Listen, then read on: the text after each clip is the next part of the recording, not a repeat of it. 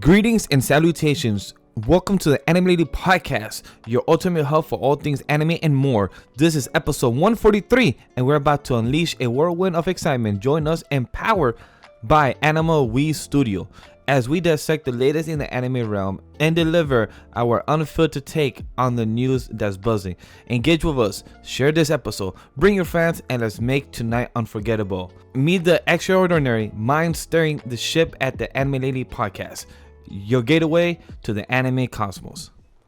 At first, we have Vash, the anime virtuous orchestrating the narrative. Watkins, your navigator through the vast anime universe and realm of secrets within your beloved series. And Jokestar, infusing humor into our anime journey. Welcome, gentlemen. Vibing for real. Good. Happy to be back. Yeah, we're doing good. Yeah, we're doing amazing. So let's embark on this thrilling adventure with our exceptional team as we explore the latest in anime, including the new trailer, Dandadan trailer of the new anime, MAPPA's workload. New information has been out. Our detailed review of the Invincible Season 2 episodes 1 through 4. So get ready for an episode that's bound to leave you in craving for more. Let's plunge into the anime world together. So it's been a 2-week break. Holidays. Happy holidays to everyone that did celebrate this past weekend in the US and around the world. But we're also back, so let's discuss our life update. How was everyone's holidays? How has everyone been?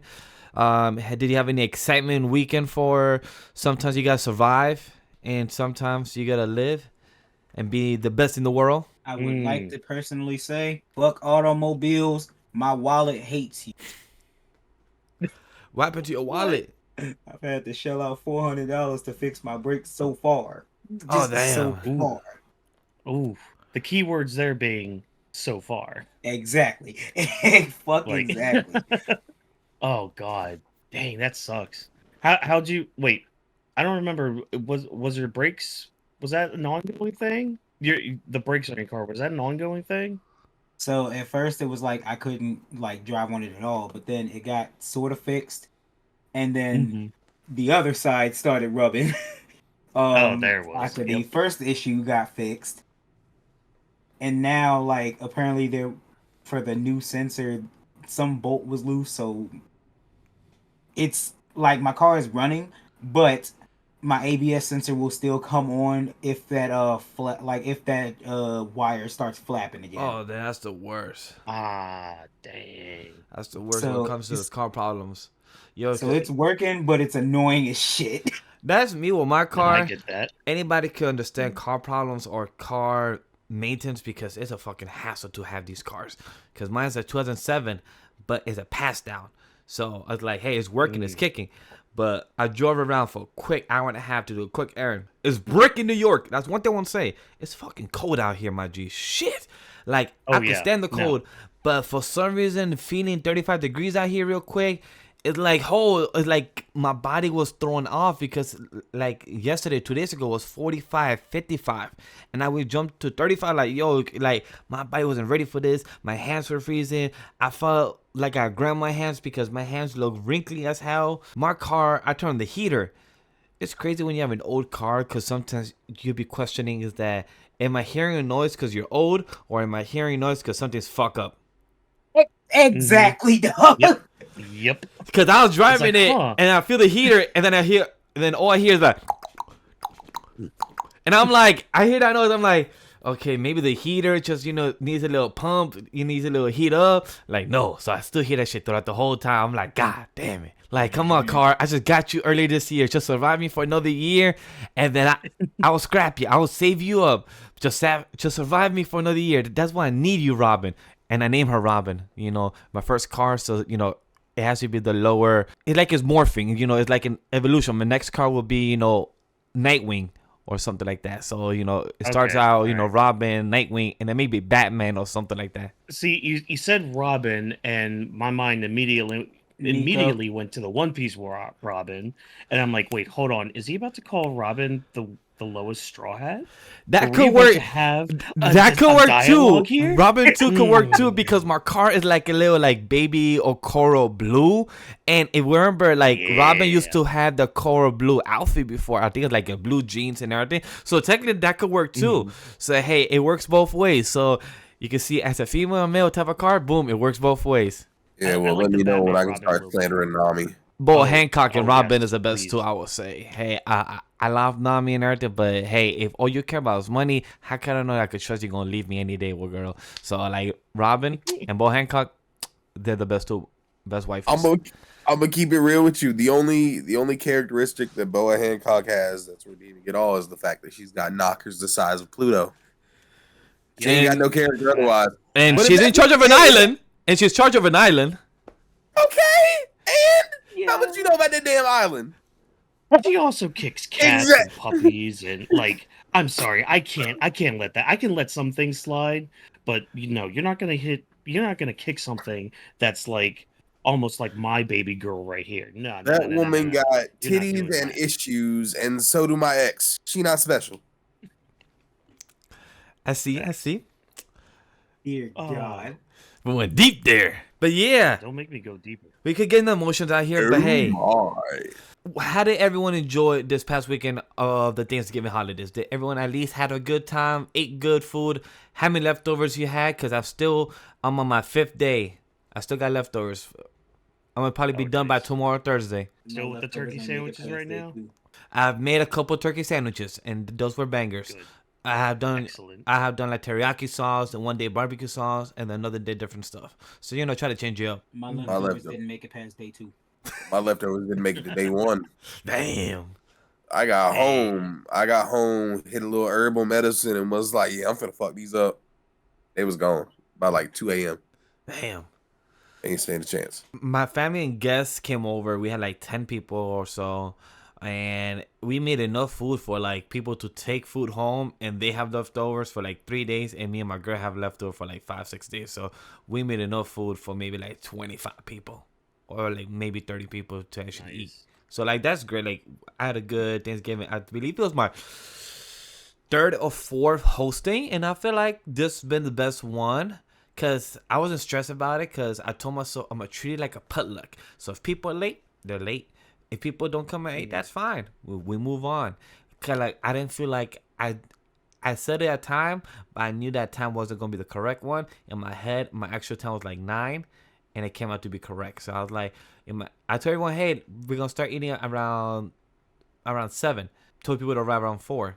Nobody came at 4 or 7. People came like at 6, 7 arrival, and we didn't start eating until 9. So in my head, it worked out. Everyone think I was bothered. I'm like, nope. If we're not perfectly as planned, I just didn't tell nobody about it. Yeah, I had once had a Thanksgiving dinner at 9:30 at night, and we were all hungry and pissed. Like, That's so me and my family, we go to the Outer Banks now for Thanksgiving. Some years have been fine. The first year we went as a big group family, it was very windy and like in the teens cold. So it was not a good time. The past couple years have been good, but yeah, we just kind of, there's like 15 of us that go down there, and we all like bring a little something for Thanksgiving Day. But yeah, that's where we were this weekend. I went down there just for a few days. It's because I had work and my little girl right here. But yeah, that's pretty much what we do anymore now for Thanksgiving. That's great, man. What's best about this Thanksgiving? It's Survivor Series. That also happened. Oh, to quote my hat, yeah, Survivor Series. We're like, not only were there just good matches for Survivor Series, we had a few notable returns. Mainly the man, the myth, the legend, R-Truth coming back. wait! I didn't watch. Of all the things that I've heard from this past weekend, I did not hear about R-Truth. Thank you, because I'm mad about that. I'm mad about that because What? people have been just saying Randy Orton and CM Punk came back, but nobody else talking about R-Truth. I'm like, yo, R-Truth came back. Like, yo, I had a smile on my Randy Orton came back? Yeah. Yeah, from back surgery. from even- no hold on hasn't from even- double fusion back surgery. Oh, that's right. Because Double- we got to forgot put the about that explicit on how crazy that type of Mhm. surgery is. And Paul he, making is the the stepping. man- Is he back to RKOing niggas? oh, he Oh, RKO yeah. somebody Oh, beautifully. Yeah. RKOing, DDTing like this, like Oh, that man's back. that was the most crazy DDT I've ever seen. The way this man literally just, I've seen so many memes of that reaction of his face. Like he went like literally his song. I hear voices in my head. He literally was talking to them, screaming at them. He was like ha ha ha, Yep. and literally just DDT. The I voices was- got to him. And he looks so jacked. He looks big as God. John Cena and The Rock. Yeah. Like I'm like, if they meet eye to eye, I'll be like, they look exactly the same as Jack. I'm But looking. yeah, no, R-Truth came back. It was during like some backstage thing for Ruffles Chips. Yeah, it was an ad, but it was so great. Like that ad was truly one of my so favorite good. things because it's R-Truth. Oh my god, I'm looking at it Dude, the now. Ruffles Shuffle. Yes, you gotta watch it. Yes, Yeah. Tozawa joining the Alpha Academy. Alpha Academy has been one of the best things. It's just great Yeah. comedy. They know where to put him, and he always kills his role, and I love that. Mm-hmm. Like Yeah, honestly, yeah. this Survivor Series and Raw has made me want to have a podcast or just have like a show to talk about week to week, just to geek over it, because it's just amazing to have this excitement over like a weekly type of soap opera show, but like actually being good. Like Raw and SmackDown, the pro wrestling has been hitting over the past 3 months, and just to have a weekend full of excitement over R-Truth, Randy Orton, and then everyone thought there was gonna be a blue balls about CM Punk. I love how Triple H just put the damn logo there, zooming out, camera work. I'm like, oh shit, they're like, everyone thought they were done. I'm like, nah. In my head, I saw it happen. I'm like, this is production work. They're gonna post something like, you doing now, zoom out yet, not yet, and then boom, song happened. So like, that was great production work. I give props to. Especially WWE lately has been really good. Not gonna say why, because a year and a half ago somebody stepped down, and now he's even more stepped away. But it's been very good for the product. I'll say that. It's always good to have always to know to have the good type of leadership and know how to use all your players. That's what I would say, because using your players, your key people in the best position you can have is always key in businessman opportunity, and that's what's being done. So I'm very happy for that in the obstacle. So Paul, how did you like the R-Truth segment? Because you saw the whole thing. I Right? watched it. It was obviously an ad, but I love it so much. It's so I know. corny.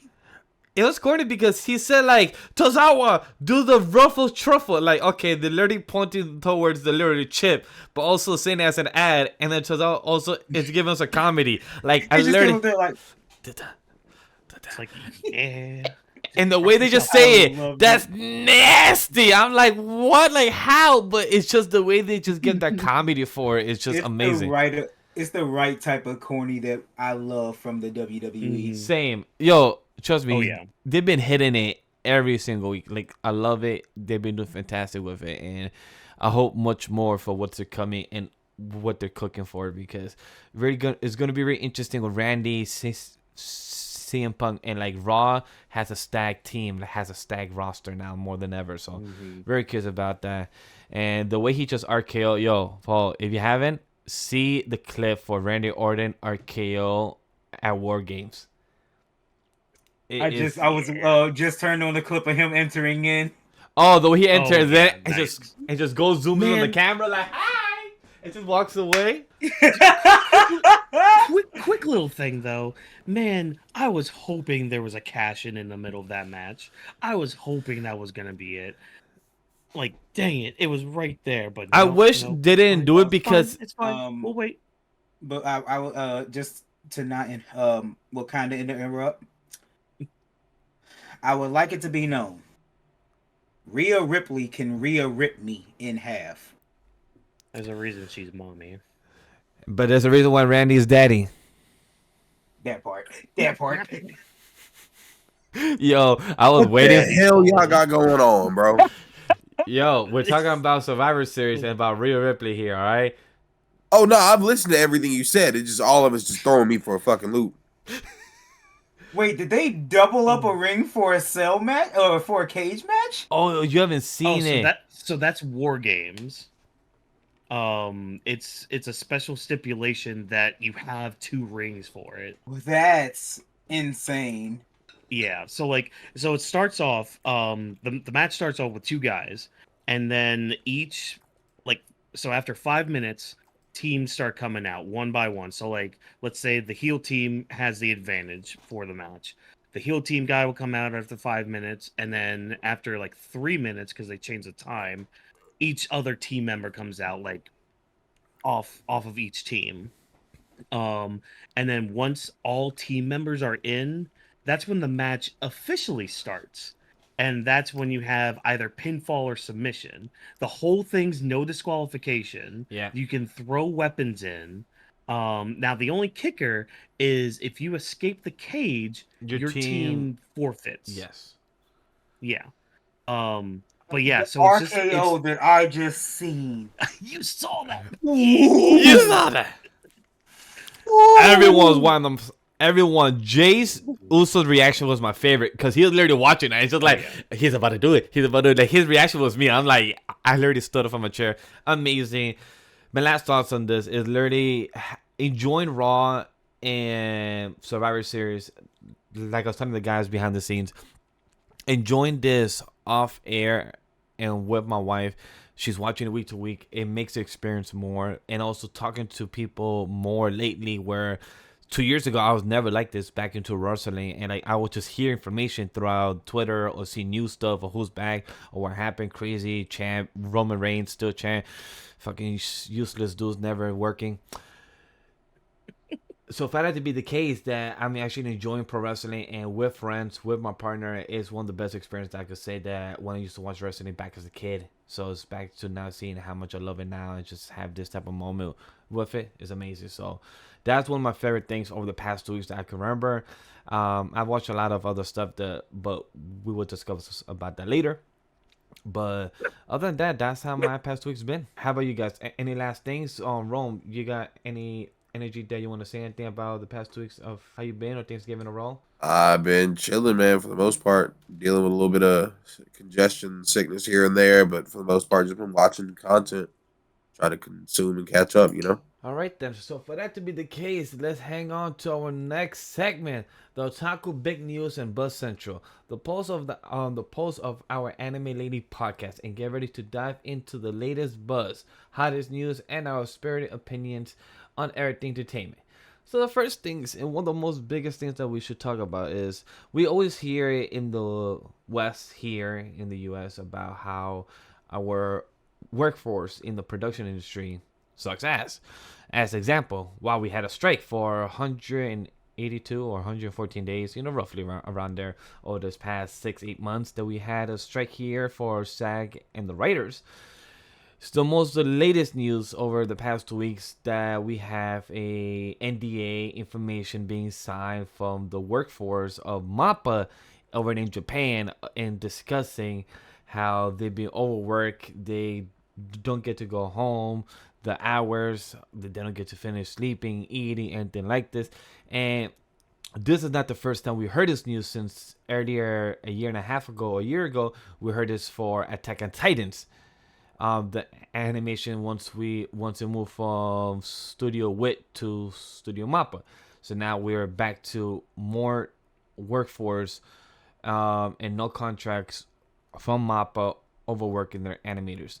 How do you guys feel about this? That kind of news kind of pops up every now and then from MAPPA, which is kind of disheartening because you would think, after the first times you hear the news, something would be done about it. But like, it's a constant thing, and I'm kind of glad they're doing, finally stepping up and trying to do something for their working conditions, because that's the other thing. MAPPA does a lot of anime, and they take on so many projects that eventually they end up not being able to keep up with the workload that they have to do. Um, so I'm hoping they start to learn, hey, maybe we should start just doing maybe a couple projects each year. But again, money, With 2023, you know. I do want to add for 2023, they have 10 projects that they have made in this year alone. They have been Attack on Titan, the final chapters of the final chapters, Tokyo Great Bears opening movie, Jujutsu Kaisen season 2, Villain Saga season 2 is the same old story, Drowning the Shadow, Hell's Paradise, Attack on Titan the final season, final chapters part 2, part 3, that's from earlier this year. Kingdom Hearts ass name. He said Kingdom Hearts ass name. Yeah, it just gets longer and longer. Villain Saga, no, the campfire and the cooking with another world, and then Villain Saga season 2. So that's 10 projects in 2023. So that means it was working nonstop in 2022 and this year just to get all these projects ready. That's insane. And I do want to shout out real quick. Shonen OG, he's a YouTuber that does yes, I know a who lot he of is, yeah. anime videos. Yeah, he just dropped a video today talking about mainly focusing on MAPPA and David Productions, who's doing Undead Unluck right now. Really good video, short video too, like I think 12-13 minutes long. But you basically like kind of dives into this a little bit, like why, like a little bit of like why MAPPA, like yeah, they're a good company and their animation is top tier, but there's some issues with it, especially when you look into like other companies just in the past 5 years. So I do want to give a shout out to him because he does talk about some of the companies a little bit more in depth as well. But it was very interesting because just like what you read off there, Vash, like Mappa takes on so many projects compared to other studios. Like you look at David Productions, who's again, they're doing Undead Unluck right now, and yet before that, their main focuses were what was it? It was Fire Force and JoJo. Yes. Those were like their biggest ones at least. And with JoJo, that was a production that would come around like every couple years or so. Like I think Stone Ocean just finished what, last year? Like end of last year, I think. If it's even been that long. Yeah, yeah, especially because of Netflix's release, but that's a whole different other topic. That's just the thing. It's like they have more focus with less work, which makes their products. I'm talking about David Productions. Like they don't take so many projects, so they can focus on the ones that they have, rather than taking on, especially all these big IPs like Attack on Titan, JJK, Chainsaw Man from last year. Like those are some big IPs that Mappa took on. That I mean, for the most part, they succeeded with, but at what cost? Yeah, like And they that's have kind four of what they're projects dealing with right now. They have 4 projects last year. So I've noticed right now, every year they do like a cycle. Oh damn, 2020 they had fucking 10. They had 12 projects. 2020, holy shit, Damn. 12 projects came out that year. 2020 they had Dorohedoro, Grand Blue Fantasy the animation season 2, Listeners, Dorohedoro side story, The God of High School, Attack on Titan the final season, the first part, Boyoka Battery, The Gymnastic Samurai, the first season of JJK, Mr. Love Queen Choice, Uchintama, Have You Seen My Tama, and one that I cannot pronounce, but it says Sweet for Dream is the second part. They have many stuff. So, but I see that they have like 5 to 12 every other year. So that's not a great balance. And even though they still have like a 300 to 500 staff members, you shouldn't have overworked this many projects. Jeez. There has to be like a workforce balance that they need to realize. Like it's like ordering stock when you're when you're kind of like a reseller type shit. You don't want to over order if you're gonna undersell. And that's high key what they've been doing with how many projects they've been taking on, as to how how the actual artist and everybody else has been dealing with the projects. It's unmanageable. Agreed. It's just hopefully in the next years they get better because right now they have only 2 projects lined up for next year. That's good. That's gonna be released, and then in the to be determined they only have 2 projects lined up that who knows when. So right now, hopefully, Between this and that comparison article we talked about a few weeks ago, it just seems like they need to get humble. Like they really they need like to get humble. they do, and that's something that I hope happens soon because MAPPA needs to understand that if you continue overworking your workers, also Japan is not a country that really has a lot of union type of projects or union type of workforce. So it's something that also is not established for them like that. So that's something that is out of their control or out of the reach that they don't want to do either. So, and best of luck for what they could do. But in that sense, if nobody has any more thoughts, let's talk about the thing that dropped today. This Tuesday, November 28th, it dropped. The Dandadan manga gets an anime adaptation by Science Suru. It is coming out in 2024 and is made by Yukinobu Tatsu. Has anybody read the manga? Yes. I Am I knew the only Watkins one? would have been him. Am I the only one? Oh yes. Oh hell yeah. Yeah, you are the oh only my one. god, you guys. Let me get that synopsis, Oh. gang. Yeah. You got. Oh, Watkins, if you want to read, I've never even heard of this before. if you want to read the synopsis, Oh. I have in the notes. It's a little Part quick of- one. Or See, if here's you want to the give your thing. own. Part of me doesn't want to tell you what it's about because just the way it goes about telling you what the story's about is so just off the wall bonkers because that's the thing, it takes itself seriously but not at the same time because like the so with me with reading it, I basically read it in batches. I let it kind of build up and then I read it. So I haven't read this recent arc. But let me just say the arc before that, you get it's mainly to deal with like the alien part of it. And don't worry, I'll at least hint at what this series is about. But you basically get a giant robot kaiju battle Kaiju and robot? in a manga that is about sci-fi space aliens and And it was Mecha. like the occult basically. So it's like you have So this you have spiritualization like psychic powers and you also have sci-fi yeah, I'm so like that's all I'm gonna say. And again, it's just some of the situations they get into or like some of the creatures that they have to fight, it's so imaginative. Like I can show you a few panels after this of just some of the like the double page spreads. Like look up some of the double page spreads. This is a weekly manga that comes out On Monday, and Oh, I wish it was on on the a damn Monday. app. Yes, it's on still the Yeah. Shonen Jump, but it's only on browser. And Exactly. if it was on the app, I would have read this shit a year and a half ago when it came out, because I was gonna read and do like a manga stream. I was what gonna read the it. fuck? Mhm. What the Oh, you're looking at it right now? What Yeah. the fuck? What? Wait, hold I on. don't even know how to describe what I'm looking at. What are you looking at? What page? What panel? Yeah. What chapter? Yeah, hold on.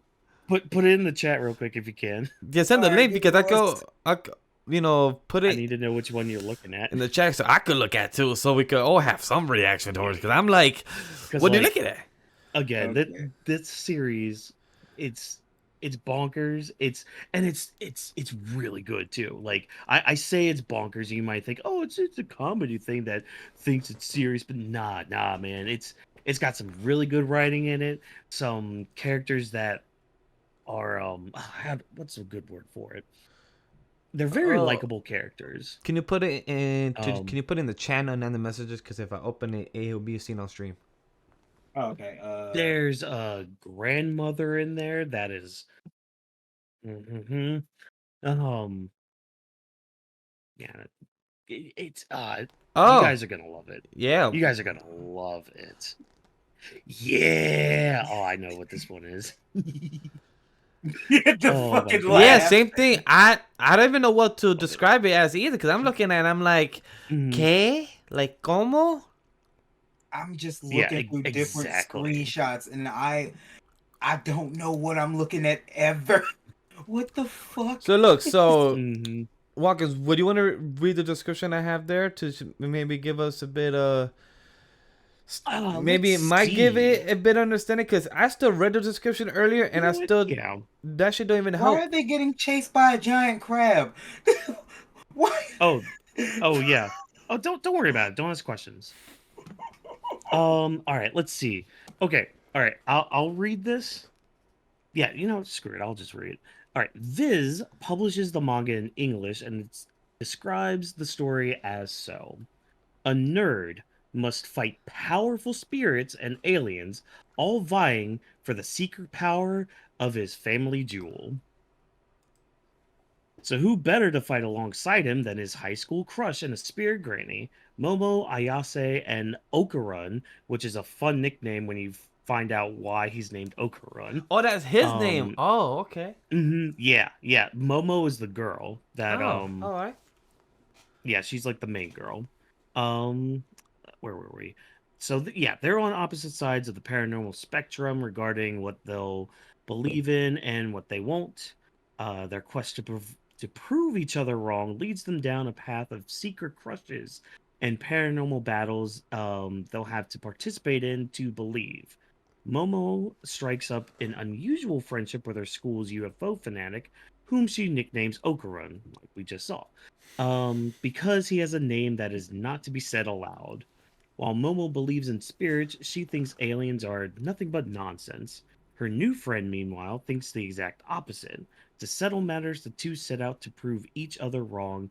Momo to a UFO hotspot and Okarun to a haunted tunnel. What unfolds next is a beautiful story of young love and oddly what? horny aliens and spirits. Um, Is that correct yes. to you? Actually, you know what? And Yes. oddly horny is crazy. But also, That's what I would read like at you, Walk-ins, I would like you to take a look at the Discord. Oh my god, that For him to actually be quiet and not even know what to say, it makes me question that more. Like, what the fuck? Like, hold up, what? I love Dandadan. That's all I'm gonna say. Yo, Dandadan.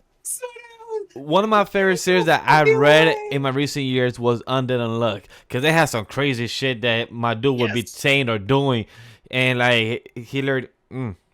But this just makes me question it. It's like, okay, What cool. episode are we up to Don't on question it. Undead Unluck? I'll tell What? you in like 0.5 seconds. Wait, do what now? I was asking what episode is the anime up to on Undead Unluck? The 9, 8, 9. I've been watching that with my friend, and he's because he's going in blind with it. Mm. It is so good to see his reactions to stuff. Yeah, because I've been It's- kind of it's- saving the episodes because Mhm. I watched the first one, but I've been Oh, saving okay. the rest of them. Let's watch it together, because I haven't seen any of the episodes and I really want to check them out. I read the manga, but I'm like 120, so but I really been like holding off onto it as well. What episode are we up to? For some reason, I'm trying to search it. Oh, that's why it's on Hulu. Oh yeah. I forgot that's on Hulu. No lie, I did. I forgot it's on Hulu. I think it should be Let's see. on episode 8 or 9. We're on episode 9, airs in 2 days and 14 hours and 23 minutes. So yeah, so we're in episode 8, 9 Not is soon enough. I need episode 9. Vash, they have Victor. Victor showed up. Yeah. That's what episode 8 is. Episode So 8 that means is 9. Victor. So 9 is should be the wrap of the spoil arc. Okay then. Oh Yes. shit. Yeah. I think because there's like 24 episodes this season, I think, right? If anybody loves Super Saiyan 4 Goku, if anybody loves Super Saiyan Goku from Dragon Ball GT, you will love fucking Victor design. Victor design. Super Saiyan mid. Oh no, we're not No, doing this we're again. not doing this. We're not doing this again. We're not doing this. No. Super Saiyan 4 is I the knew he gold. was gonna come in It's the with gold. It's the best. The best. It's not a changing color of the spectrum of hair colors. It has more detail, more design. Give me the hair colors instead of the stupid monkey suit. Yes, give me monkey suit any day. Tail He looks whipping. weak. Why does he have nipples? Why does his titties pop out, bro? That's what you like? Don't question the man. artist. Why not? Don't question the Why not? artist. Hey, if that's what he chose that need to be for the design, here's what it is. But Victor, best shit ever, man. Victor design. Dude. Oh, Because God. I think the season's gonna end with autumn. That Like, wouldn't be bad. I wouldn't mind that. Because I think we have 24 episodes this season, Excuse me. and I took a look earlier today to see what arcs was between. Yes, it Oil is and 24 autumn? episodes. Yeah. Yeah. So yeah, I think we're gonna be ending with autumn, which that's the arc that made me just that shot Undead Unluck. Like I've read it since day one. It's Same.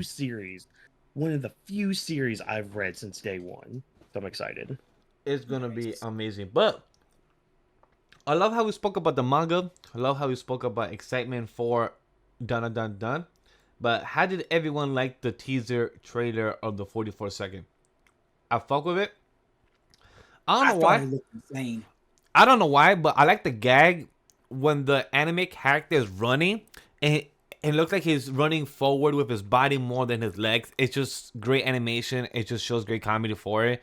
So I really love that when the animators do that, where we see the character running more forward than it is. So that's really dope to see, and that's just great It's comedy just for it. I think it's just a great show of angles, like, because I think one thing that it's really hard for me to draw is like different proportions when it comes to different angles. When you see an accurate proportion to like somebody running at a certain angle, so if you see like their face up like this while their legs are running behind them, but like their hands are overextended, it always looks great to me. I preached on that. You said it amazingly for that. So I love for that trailer the granny or puppet, like whatever that shit was at the end. It reminded me of Naruto. You know the puppets guys, Sasori and Gara. They both use puppets, and it reminded me of that at the end of the trailer. That like the granny looking and the way it moved the mouth and everything, and the way it looked, like the hair and everything. So like just reminded me exactly like a puppet. I could be totally wrong, and that could be like a whole actual person, but the design it just looked like a whole puppet to me, or scale. I get it.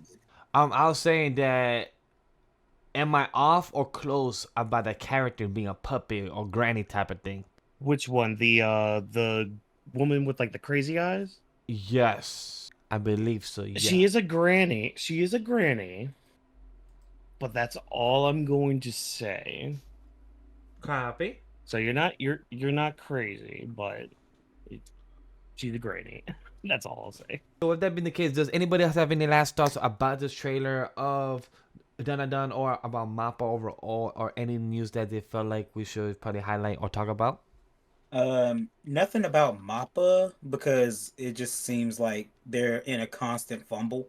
But it's something that Walk-ins did point out that this anime done.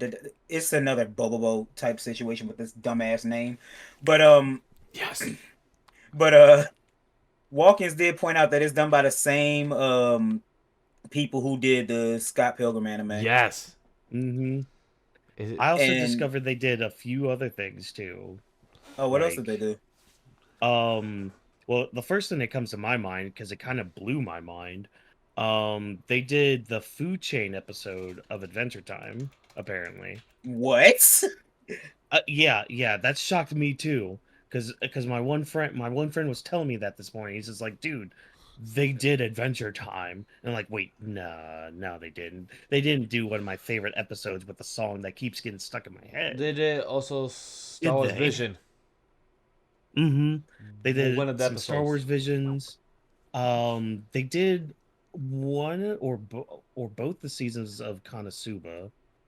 And there's just a few other things, but like the Adventure Time one got me because I'm like, nah, you're not gonna tell me that they told me that they are the ones that are behind the song that told me how wonderful and awesome and excellent the food chain is.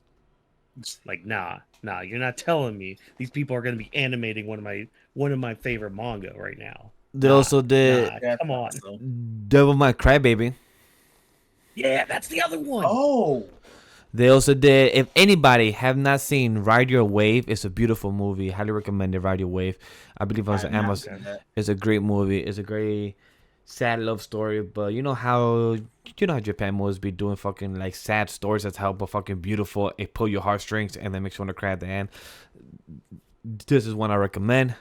Also big shout out to My Check Waifu. They just reviewed the movie Suzume this past Sunday on the YouTube Live, and they just have their podcast audio version out yesterday. Oh no, today, this morning, on this morning Tuesday. So I highly recommend it. They gave a great review for the movie. I haven't seen it fully, but I've seen bits and pieces of that, so I kind of understand where the review came from. So I highly agree with it. Because I see another show they made, keep your hand off Izuken. Recommend that one. Highly recommend. If you haven't watched it, you will love this one. Jokestar, you will love this one. it's an anime. It's an anime, yeah. Keep your hands off. It's an anime Izuken. about making anime. Yes. They literally teach you the steps and discuss the steps of the animation process, like the key animator, like the whole the key director. Great show. I haven't finished it. I only watched. It's been on my watch list. Highly recommend it. It's 12 episodes. I've only seen 4, so I highly recommend it. Yeah, it's one of the ones that's been on my watch list for a while. So yeah, I definitely recommend that one for sure. On the other last news, for any of the One Piece fans, we get to Eggman Island January 7th. So that's my goal, to be caught up to the Wano arc, both manga and anime by then, so I can enjoy the Eggman Island arc with week to week, because I plan to be cut up. One Piece is my life, and I feel like I need that back my week to week, because I think that's what I need. I have Raw and SmackDown. I need to watch One Piece now, because if I have 3 shows week to week, boom, we're in it. One Piece, Egghead Island coming back January 7th, and the anime is looking good so far. For anybody that's mad that we're about to have filler for the next couple weeks, well, too bad. We need filler. That's it. It's fine. Move on. It's fine. We're in Wano arc. Guess what? We didn't have any filler in the manga for it. Let's have some type of beach episode. Let's have some training arc episode. Whatever it is, we got this. Because they just left the island technically. So right now, we could just have a little small 3-episode arc. That's it. But Also, just do recap episodes. Because I get them mixed up between Boa Hancock and Robin. I forgot whose fit I saw for the Eggman arc. that was Robin. It looks so fire. Yeah, that was Robin. Oh yeah, dude. Her fit looks so fucking fire. It's amazing for that. It gets a really good arc. it's a really good arc. I appreciate the follow for Sebas BZ. I appreciate the follow. Thank you very much on the Twitch.com. So anybody that's watching this on the anime podcast on the YouTube side, don't forget to follow us on the Twitch side. Always appreciate it. On the AniMa We Studio side, I appreciate that very much. Thank you. But Thank you for the follow. Let's move on to not the 3, to the 4 episode review of Invincible Season 2, Episode 1, 2, 3, 4, Part 1. Yes, guys, for anybody that doesn't know, Part 2 comes out next year in 2024 spring. Well, move on. They want to tease us. They want to give us one batch of an episodes. Let's get to it, because you know what? I'm happy we at least got Part 1. Part 2 can wait next year. We have other content to consume, so I'm gladly appreciate it. Thank you, guys. Thank you to the animators, to the people that gave us this episodes, because I have so many fucking questions and so many concerns that I'm mad about. So I can't wait to vent to you, talk about it, be hype about it. So let's discuss this. So, first off of our review, how do we feel about this? Let's give our overview highlights. Did you guys feel any changes, improvements, any type of developments from from season 1 to season 2? I'm gonna pass it down to you first, Jokestar. How did you feel about this from overall view? Your first impressions overall. I loved it. I loved it so much. It really didn't it's not like it dropped off. It's pretty much the same quality for me that it was in season 1, and I'm really enjoying it. It some people have said that it could be more gory, like the comics, yada yada yada, but I enjoyed every second of it. I think the comedy was great. I think the suspense and shit was great. I know we're going to talk about what happens in the episode specifically. I love the fact that that alien is still here, and it's like becoming more apparent that it's here. It's so good. But that's just my overarching thoughts without going too deep into a review. Rome, how about you? Man, if I say my take, y'all not gonna like it. I'm gonna be real with you. Oh, nah, go ahead. Say what it is. I absolutely adore the Invincible comics. Ryan Otley is one of my favorite comic artists of all fucking time. Like, absolutely top tier art. The show has not lived up to that one little bit. I understand that crunch is a thing. I understand that Amazon was kind of, fringing their bets on it with season 1, but you made us wait 3 years for anything. I'm not gonna do the whole thing where it's like you made us wait 3 years and only give us 4 episodes. Like, no, I get it that they're just taking a break for 2 weeks for the holidays, for viewership reasons. Like, I get that, but there are times where I'm watching where I'm like, wow, this looks significantly worse than season 1. I think that overall, like from a story standpoint, they're kind of like steamrolling through shit. Like, I did not expect us to be on this, like, the note it ended on, I did not expect us to be here already. There are moments where like Paul mentioned, like, people are going to be like, well, it's not gory like the comic was. For the medium that it's in and the way that it's currently being animated, there's no way for it to match up with what's in the comics. Like, the art style just wouldn't match for the amount of, like, there's one specific scene where, and I'm not going to get too much into it, but Mark and another character throw a punch at the exact same time. In the comics, it's animated beautifully. It's got this, like, nice backdrop of the combat, and there's blood everywhere, but it wouldn't work in this medium because that's not how the characters are built, designed, or function in the animation. So I get that. I'm not going to complain about that. That's just a byproduct of how they've decided to make it.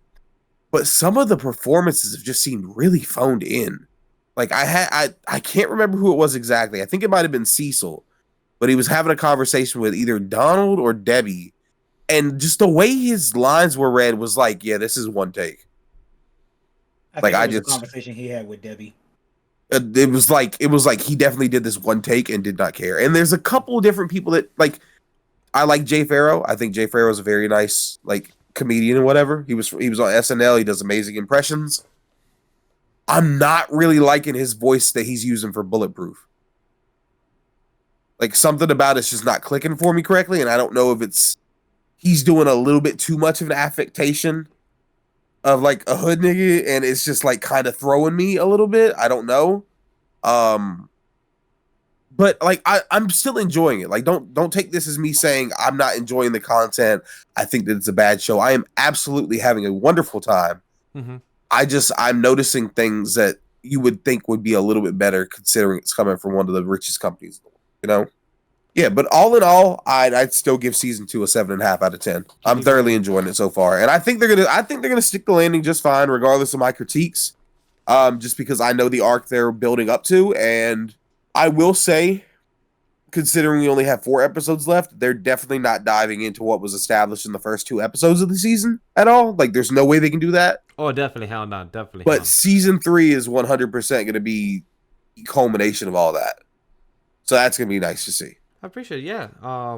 Watkins, how about you? Yeah, I do see. So I've never read the comics, so I don't really have that comparison with it.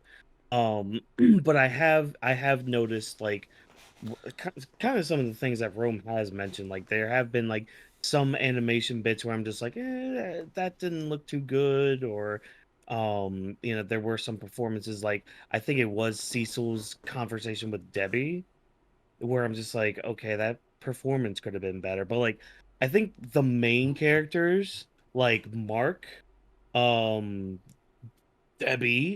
Uh, who else? Who else stuck out to me? Shoot, who was it? So sometimes Omni-Man, especially in episode 4, Yes. like those performances were really good. So like main characters I think have been fine so far performance wise. But I do see like some of those instances where it's like, that could have been better. But like for me, so far this season's been an 8 out of 10. It's been really enjoyable. I probably have a lot more to say about episode 4 because I literally just watched it before we got live. So that's like fresh in my mind, and to me it's the one that kind of sticks out a lot. As I thought it was really good, but we'll get to that, whatever. But yeah, I think overall it's been a really good season, kind of, keeping the momentum from season 1, even though that was like 2-3 years ago. um but I think they're doing a really good job with it. I know there are changes. I don't know what those changes are, but I know, talking with my one friend outside of this, um when there were a couple instances when we were watching the episodes where he's just like, "Oh, we're doing that now. Okay, fine. I see what we're doing." So I see that, some arcs and stories are being pushed forward or shuffled around a bit, which I'm fine with as well. Again, this is an adaptation. It shouldn't directly be note for note. Like, kind of do your own thing, but still, stick to what it is. But again, it's been a really enjoyable season so far. My score is I haven't solidified it yet. I'll probably will by the end of the show, but I enjoy it more than season 1. But I agree on the take of what Rome said earlier about the animation in some of the scenes throughout the episode felt like it was lacking towards some compared to season 1. And with the voice acting, I didn't notice that too much, but I did notice that in episode 3 when we had the Seth Rogen episode, but we will talk about that later. Overall, I really had a great time with it. Could have waited for the drop in batch 1 and batch 2 as a whole season? Yeah, I could have waited, but this is how they felt the marketing, and they probably had a deal that they need to drop something for season 2 by the end of this year. Who knows? What made me realize as well by watching this episode by episode 4, I wonder if this was made more of a traditional anime style. Would it be more close to source material, like bloody, more close to the not? Cause you know how people complain about My Hero, not having much aesthetic in the background. It's just plain, sky blue wall, sky blue. Same thing with Invincible. A lot of the aesthetic in the background felt very simple to that aesthetic, so I get that. But when we went to the different planet by episode 4, they put more aesthetic or color to it. So I guess just Earth just sucks. That they, hey, let's not make our planet look nice. They just make it simple. But that's just more quick overall thoughts for it. But now let's get to the straight, narrow, and detail towards it. So episode breakdown. Let's start with episode 1. So let's share our reaction, thoughts, and overall any character developments and any type of notable scenes. Let's start off with episode 1. A lesson for your next life is the title. And the description of the episode is: in the aftermath of his father's betrayal, Mark struggles with his responsibilities as Invincible and encounters an unexpected enemy. So I do want to say this. I saw episode 1 as with the whole team here when we first came out a couple weeks ago. Honestly, it was a great experience to watch because it was fucking bonkers by what we were watching by the end of the episode. I do want to say how they did not tell the audience that we were in a different universe by the start of the episode. Because that shit fucked me up for a second. I'm like, hold up, what we're doing? We're repeating the episode? I'm like, hold up, what's going on? By the time we saw Eve, I felt bad for my chick. And then, like, once we saw the underground, she was bald. She was bald. That threw me off and everything. The scars and everything, like those are battle scars. Like, girl been through war for her to go through that, have those type of scars. But it was crazy. I love how throughout the episode they kept saying Mark or trying to name the guy Mark Invincible. They didn't show the title card until the fucking very end, and like they blew balls like 5 times throughout the whole episode. So that was hilarious. But the beginning of this episode, she's seeing and hearing like Watkins throughout my years. I've heard spoilers, not spoilers, but out of context spoilers about the show, about the comic, and know what's gonna happen. So here I'm like, oh, we are entering the alternate realities, like the other universe, and we meet Langstrom. I'm like, cool. But how everything leads up to the fucking end is what gets me more like bunker. So I'm gonna pass it to you, Watkins. How did you feel about this first episode that we saw a couple weeks back? Yeah, first episode was very solid. I kind of feel bad for the series because I knew the multiverse angle was coming. And I kind of feel bad for the series because right now in a lot of media there's a lot of multiverse going on. And it's kind of near the point where a lot of people I think are getting a little fatigued about the whole idea of a multiverse. So I think that kind of sucks in a way, and that's just with timing with everything and all that. But this episode, God, man, it was. I had to watch this a couple times because, like, some of the stuff with like, shoot, what's the guy's name? The guy who like hires the twins. Langstrom? What was his name? Yeah, Langstrom. Like that whole concept of him like gathering like hundreds of himself, and then like the explosion melds them all together, like having so many of your own minds from different multiverses, that can probably break a person Oh, if you think about it like that. Like, the Moller twins even told him during the process that, hey, you cannot take this off no matter what. You have to remember who you are and not get yourself confused with your other yous. Like, the mental capacity that you have to have, not to just to mind yourself with 100 of yous, but thousands of yous. I believe he said 10,000 or 1,000, but just knowing that even more than 100, you have to remember who you are and not confuse your other selves of the other realities. That's a mental capacity of strength that holds no bounds. And for him to already fuck that up because he believed in his religious belief of being an atheist and know to not kill, or like he doesn't, like, it's such a good hero. But that's what makes the best villain, because you literally believe in the most optimistic type of utopia way to heal the world in the most beautiful way, because you want to cure cancer, you want to cure the world. You know that this is the only mark, or one of the few marks, that actually don't side with his father, because he said in this episode that most of other universes, that means most in the English language means almost 80%. So that means in 80% of other universes, Earth is fuck all the time then. So that means the way I kind of took that was this is the only Earth where Mark didn't side with his dad. Oh, okay. That's also if that's the case, that's even worse, because that means Langstrom was about to have all the Muller twins kill the only good Mark in all the other universes. So that's why he decided to destroy his own self, but he made himself an own villain. So that's crazy. Yeah, I ain't gonna lie. Whenever I think of Langstrom, I just want to touch the back of his head. I just want to see what it feels like. Throughout the whole speech of mine, you said, you know what I really want to touch? Just touch this mutated motherfucker. Just touch his weird ass brain in the back of his head. The whole time, I want to feel the back of his head. Like, it's all lumpy but fuzzy.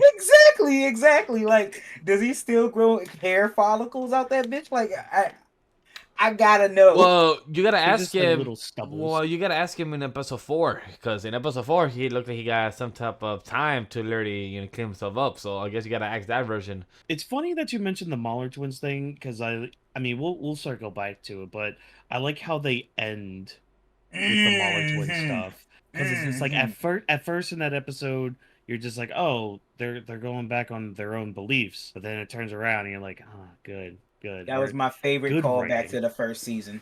That was my Mhm. favorite callback to the first. It was season. beautiful for like showing that like I love when shows or stories always do callbacks. Like it shows that you're a good writer, it shows that you have a good team because those are the type of ways that even fans even notice it like that. Because I was watching episode 1 with my brother, so a huge shout out to my brother because dude thinks he's cocky always when he watches shows and he knows what's gonna happen because he reads the like it's because he reads a story or like he reads the foreshadow of what's happening on screen. And he's like, oh, he's gonna turn evil. That this. I'm like, yeah, but wait for it. Like let it build up and get to it. So no worries in the aspect. But for it to happen, like Langstrom literally got told by the Muller twins, like, hey, if you do this, you will mess your brain up. And literally, step by step, what the Muller twins were saying, it literally happened by the end of the episode. But I still fucking blame Mark and Cecil because Cecil, bad leadership in this episode. I don't know how he was in the comic, but in this episode, you was a bad leadership. If you knew that Mark was not ready, you're sending him to this, and you're telling him whatever the Muller twins are doing, destroy it, stop them. I'm like, no. If you get told by your guy on the field saying that, hey, I see somebody in the chair with other 100 versions of him in the chair with the Muller twins, first tell him to analyze the situation, find out the situation. Don't fucking destroy. You literally, without knowingly, you cause the most evil villain that you're about to have because he's about to fuck everyone. He has a power to do portals to other universes, and I just got him fuck up. Approach. What? Cecil took the American approach. Yeah, ask questions later. Yeah. Yep.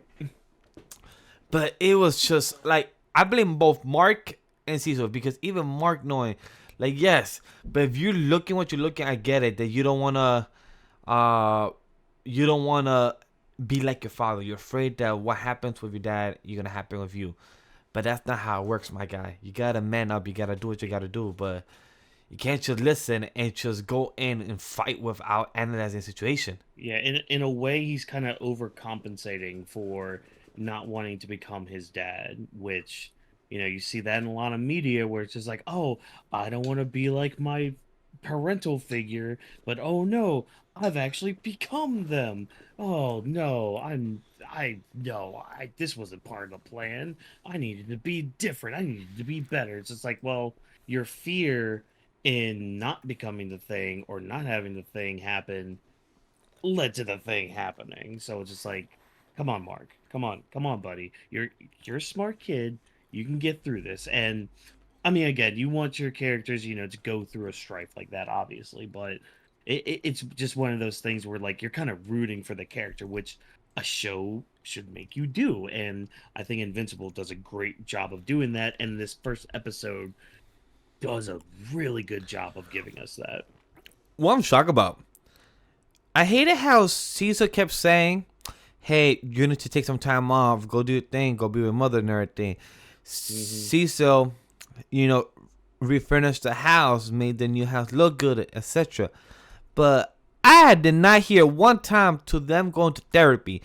Cecil, you're the government. You didn't even provide therapy to these motherfuckers. Like, not anybody has a therapist lined up. Like, these superheroes need therapists. Like, this situation needs a therapist. You don't have any on the payroll? Like nobody, like... You have a whole hospital in your underground base. There's you have androids that has... Yeah, there's not a little room that has, like, a bookshelf, and it's all, like, brown, and there's, like, a sofa, and some dude in a sweater vest being like, now tell me how you really feel. So... And it's just like, you don't have that? You don't have that? So, my personal headcanon for why Cecil doesn't get them therapy is because he's trying to manipulate the fuck out of them. And the perfect way to do it is to have their minds be not clear. So he's purposely avoiding he is therapy, doing trying everything else to keep them under wraps. He's doing an amazing job then. Like, how is it, like, that's one thing I love about Young Justice, because Young Justice, they had an episode of them going through a life-death type of scene.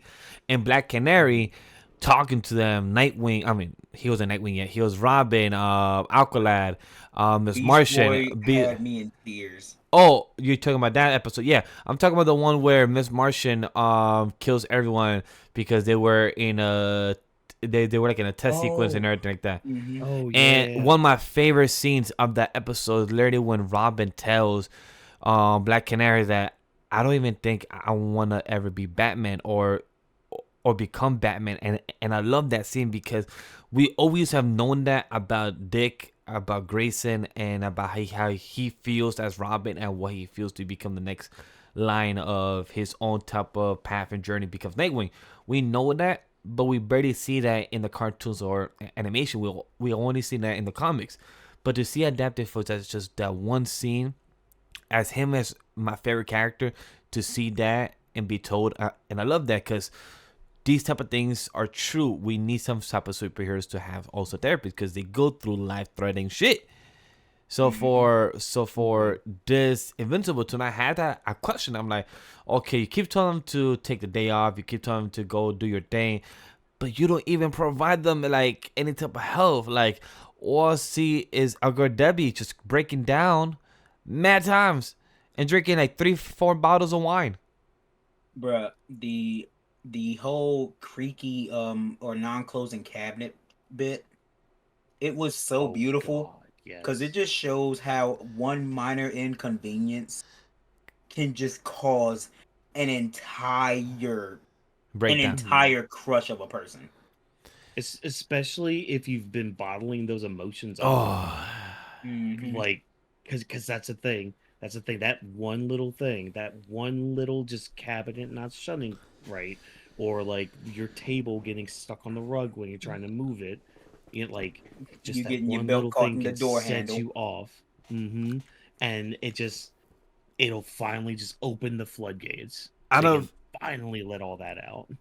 since we're on the topic about Debbie, since her arc is small in these 4 episodes, let's briefly talk about, because I do want to say, out of everyone in this 4 episodes, Debbie arc hurt me the most. Like, I felt her pain.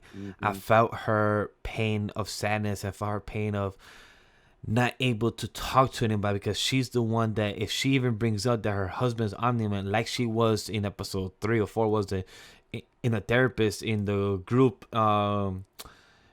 in the group counseling and everything, and she said that to the guy that was the husband of the Invincible woman, something like that. I forgot her name was, or the Goo woman. The green chick. Yeah, the green chick. Yeah. And she said, "Yeah, my husband's Iron Man," and the hatred of him came out because, like, man, do not even tell, like, and like you have to hold your breath, you have to hold your tongue. Don't not tell nobody I'm the man was your husband, because you will feel like you're secluded now against the world. And that's why they specified before she before she went to therapy, Do no not last names, no last name. I'm no a, identities. I'm gonna keep it a B with you. He kind of barred her up too, because he was like, I hope your husband dies too, but not for your sake. Yeah. I was like, damn, all right, shit. I felt so bad for her. Like, her story is the one And that Walker, she was frame one. I felt the emotion. Like, with her, that breakdown that she had after the bar, she literally walked. I don't know how far this chick walked, but last time we saw her was nighttime. The Where next her day was shoes go? Yeah, her. where do shoes go? Yeah, like Take them out. she had to. With all that walking, she said, "Fuck this! I'm gonna just go barefoot." Damn, like she literally woke up until the next day, like 8-9 in the morning, like the sun was coming up. I think But my favorite part of her whole arc though has got to be in episode 4 when I forgot the guy's name, voiced by Mark Hamill, or the costume guy or whatever. oh yes, He when he visits, because this really spoke to me personally. Um, like just the words he said, he's just like, "Look, you're strong as hell. Like you're stronger than Omni Man ever was. Why? Because you don't have a superpowers, but you stood up to him. You know, when you were like with typical wife shit. You know, you raised Mark to be the kind-hearted kid that he is, and guess what? You did most of that stuff and the stuff around your house by yourself because Omni-Man was always like out doing work. So if anything, you did everything on your own. You didn't have his support. you did it by yourself. You built this world. You built Mark. You built this home, not Omni-Man. You don't need that bum in your life, because guess what? You never needed him in your life, other than, helping produce Mark, but that's whatever. But I think, man, that just those words, those were the words that she really needed to hear, which leads into her little conversation with Cecil when she calls him on that manipulative BS that he's trying to do. Just all of episode 4 was just fantastic for me. God damn, it's so good. But especially Debbie's part, because that was just so good. It was beautiful because it was impactful to know that anybody that has been through this in life could say and speak on it, where if you've been down in the rut, if down to the most bottom that you felt, and that's where she's at right now, where I don't think at that time she still was told that her son left, because I don't think we were told by the audience that if she got a phone call by Amber yet saying that, hey, your son left to outer space, so we don't know that yet. So for her to just be broken down at the point of like literally feeling lost, feeling clueless, and not knowing if she's doing well in life or doing good, to be reminded to by the costume person to just be like, hey, you've been doing this on your own. And I love what you said, Wonkas, about it, because it's just speaks true to anybody in that shoes. I ain't gonna lie. If she found out that he went off planet in that episode, it was gonna be hell. It was gonna be so much hell.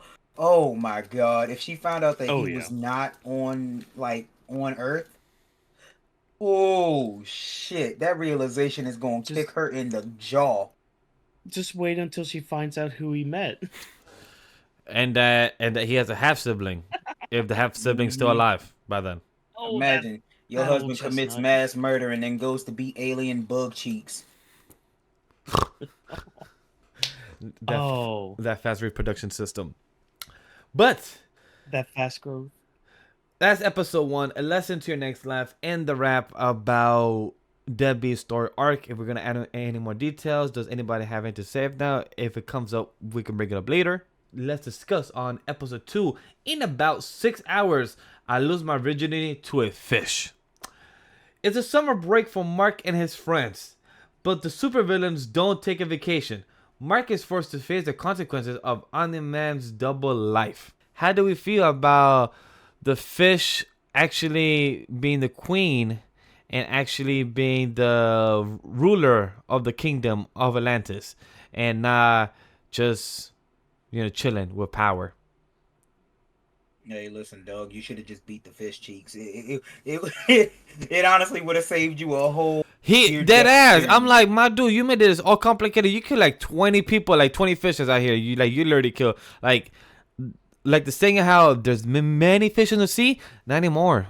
There's a bit less now. I'm sure Amber would understand. Amber would definitely say like, hey, I need to save Earth. We're 1/4 of Earth here, and there's 3/4 of oceans. We'll get fucked. I'm over here thinking Amber goes up to Mark, about to sleep with Mark. First time, and he's just cowering in the corner. No. Like, no. I've been through this already. Again. Not again. I went into that. Not in the gills. Not in the gills.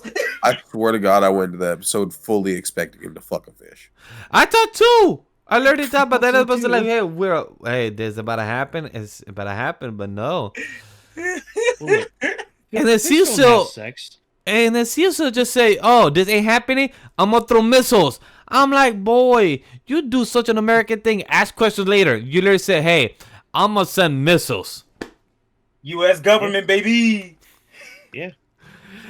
The first thing he heard, he's like, oh, is things not gonna plan? Send missiles. Yeah. Now you're getting it.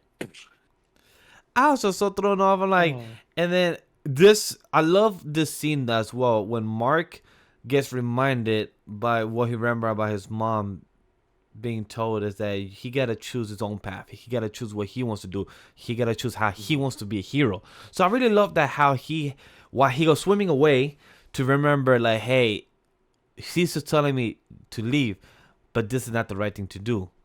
That's what he remembered, and he left, went back down and saved, even though he killed 20 fishes, but still went there and protected and what he needed to do. So that's pretty cool. I love the comedy of that, but also showing the human side of Mark of why he is the way he is because of his mother.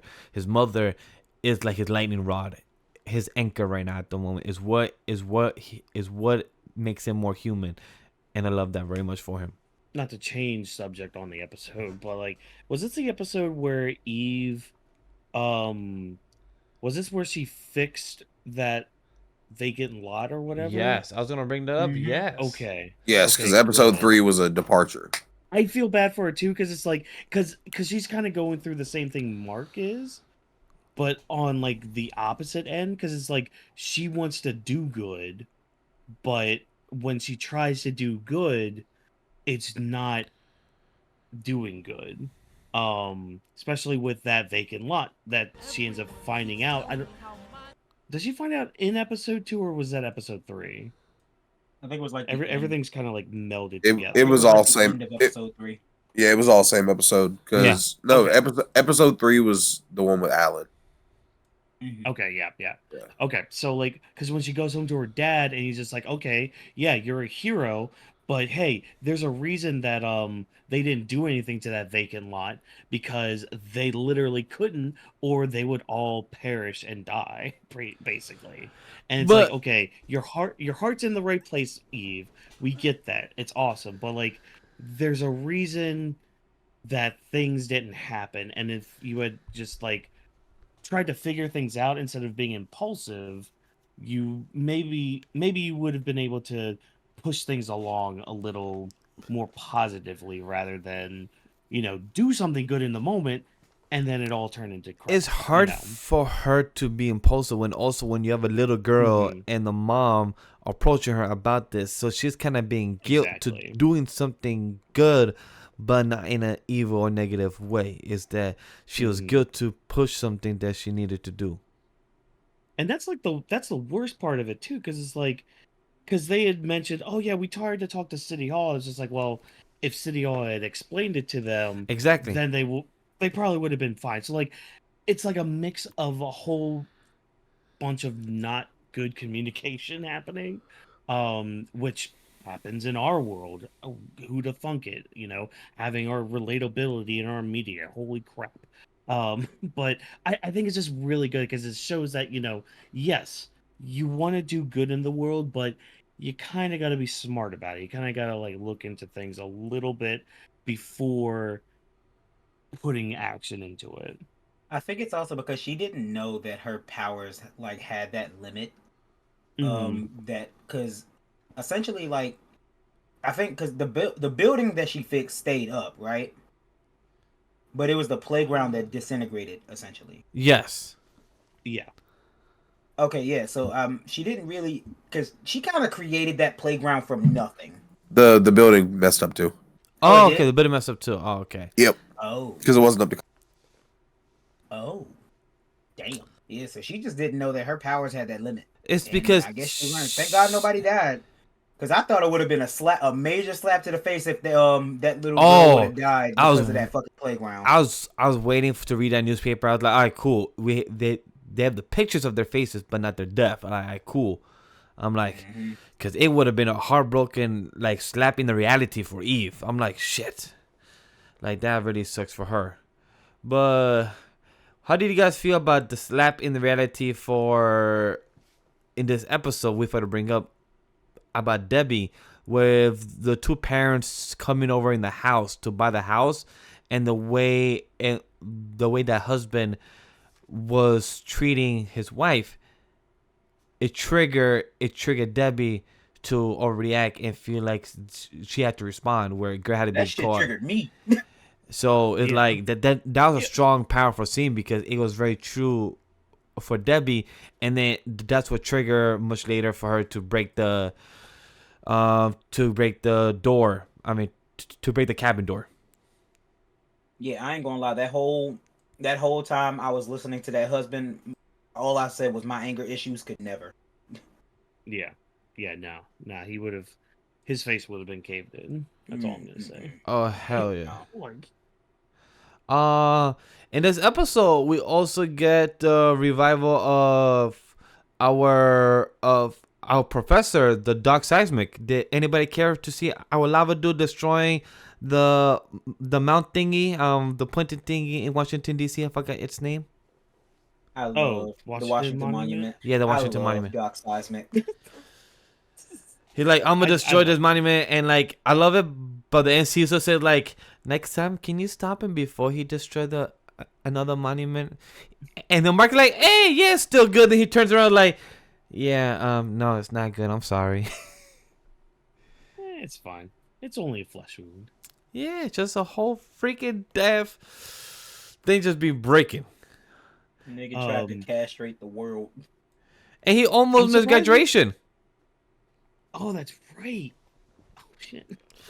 Bro, my surprised- parents would kill me surprised we if I haven't- missed graduation. Oh yeah. I'm surprised we haven't mentioned yet about the Guardians. 'Cause That's I think this. Yeah, my next thing I was Yeah, gonna 'cause bring I up. forgot episode 2. I forgot which episode episode 2, it was. Yeah, because I think episode 2 is the last time we see them, or we see them briefly in episode 3. We see Eve in the old hideout in episode 3, and I believe we see Immortal or the. I thought we see the two robot and monster girl go on a date. Yeah. Or attempt to go on a Okay, date. that's what it was. Yep. I don't know if that was in 3 or 4. Yeah, but we'll get through it. But in this episode, the Yeah. Guardians, they come and they add a new member. We have the Mars dude because in this episode, the Mars dude in the beginning episode, he gets like a panic attack because the Oval Office is talking about aliens in Mars and everything, and then they have an alien in the room and they don't even know. So then he gets a little time off, and then it's been a couple of weeks, and then he sees the old Mars team member. He like, hey, maybe I could be another team member and join. But then he doesn't show who he is. He just shows that he's just a stretchy ass human. He sucks at being a human. Like, she really sucks. He doesn't know how to read the room. He doesn't know how to camouflage in. He just sucks being a human. Like, I'm shocked he hasn't been caught yet. And also, Immortal with our chick, with Duplicate. I ain't gonna hold you. He won. He won. I don't know if it's by the end of this episode or I think it's next episode. Yeah, no, I believe it's next episode when Duplicate and Rex talks about it. But I love it how she explains it because Duplicate says that the reason she's with Immortal is because he's the only person that understands how many times you feel death. And that hits home because for anybody that has gone through death like her, that every duplicate version of her gets killed, but one of them has to live. You feel that pain still. You feel that type of fragment in your brain still that you felt death 1 to 1,000,000 times. And Immortal has been alive for 2,000 years. Even though what she brings is facts, Rex could be hurt, but she said it. They were never exclusive. He used her to cheat on Eve, and at the end of the day, they don't click. So she said, hey, I'm gonna be with someone who actually understands me, and this actually makes a lot of sense at the end of the day. Yeah, not to mention, like, he literally said that they were nothing. So it's like, okay, I guess we're nothing. What are you mad about? Exactly. So like to actually see the story, it makes sense for them. And they adding the Mars dude, and the Mars dude literally just coming to the secret base. But I feel like it makes sense because I feel like Immortal knows, but he just wants to bring the suspicious person closer than actually have the suspicious person go back to regular people. Yeah, because honestly, if they really fell for that Martian's performance, they all stupid as hell and deserve everything they could. Hell yeah. Look, even some humans are bad at being human. 100%. I'm bad at being human. I'm not that bad. Look, some of us are just worse than being human, Well, you know who is worse? We have a whole damn fucking city that's darkness all the damn time. and Darkwing going crazy. He's going Cocoa for Cocoa Puffs. I forgot that happened. Oh, That's what we dude, hear. I got the episode skimming through. I'm here to bring the conversation, my G. So When Darkwing. Mark just goes back and forth between. Yo, I would have done the same City shit. I would be like, and- the fuck kind of curse this shit It's is? like, wait, So this is a callback and a half. It reminds me of y'all remember the Jimmy Timmy Power Hour? which one? So I forgot whether it was 2 or 3, but they had like a dance between the 2. 2 universes. Thank you. And it was like Sheen going, I'm flat, I'm Boji, I'm flat, I'm Boji, and I was it just called back to that. I'm like, I love this. Oh, wow. That just unlocked a memory. Thank you for that. Hey. I saw somebody make a video like they dubbed over it. It was just like I forget if it's from SpongeBob or what it was from, but it's just it's from Ed, Edd n Eddy, where every time he sticks his head out of the city, it's hello light, hello light. Hello, light. Oh yeah, he's opening and closing the refrigerator. It's Does the the fact little that light stay on when you close the fridge? y'all don't know how many Hello, times light. I've done that in real life, sober and high. But like, yeah, I'll never forget growing up. My reasoning. I think it was a Looney Tunes cartoon, but they were showing like it was like a House of the Future, I think. And the guy closes the refrigerator or like the freezer, and they're like, now watch through the window so you can see how the light turns off. And like you look through the window, and this, I think it's like a penguin or something, just kind of waddles out and goes over to the light switch, turns it off, and then just waddles out through its own little door. I don't know why, but when I was driving on my way home, I was thinking in my head, I'm like, imagine an EMP happens and all the lights turn off. We're blind. There'll be like all cars turn off. We will not be driving. We'll be blind as hell. In my head, I was thinking like that. I'm like, shit, what would happen? We just see darkness. Like, we'll be back in like 400, 500 years ago where we had no electric power. That's where my brain went. And like, that's what I saw when we saw this episode and we had the like dark shine, like dark light. It reminded me of the clips as well from Avatar, the last airbender of the clip season. I mean, the clips of the 8-minute clips. That's what reminded me of like the shade and everything. Darkwing, he crazy. He went on the whole downhill. My dude was just wild. He crazy. I still think it's Yeah. hilarious how they showed the 2 people that the original Darkwing was hanging up and they were skeletons. Yep. Oh, 'Cause them you gotta niggas- love that yeah. continuity. It was so good. It works. But like, and yeah, I think it was hilarious that all he had to do was hold him, and that's how Darkwing fought. All he had to do Yep. was hold him.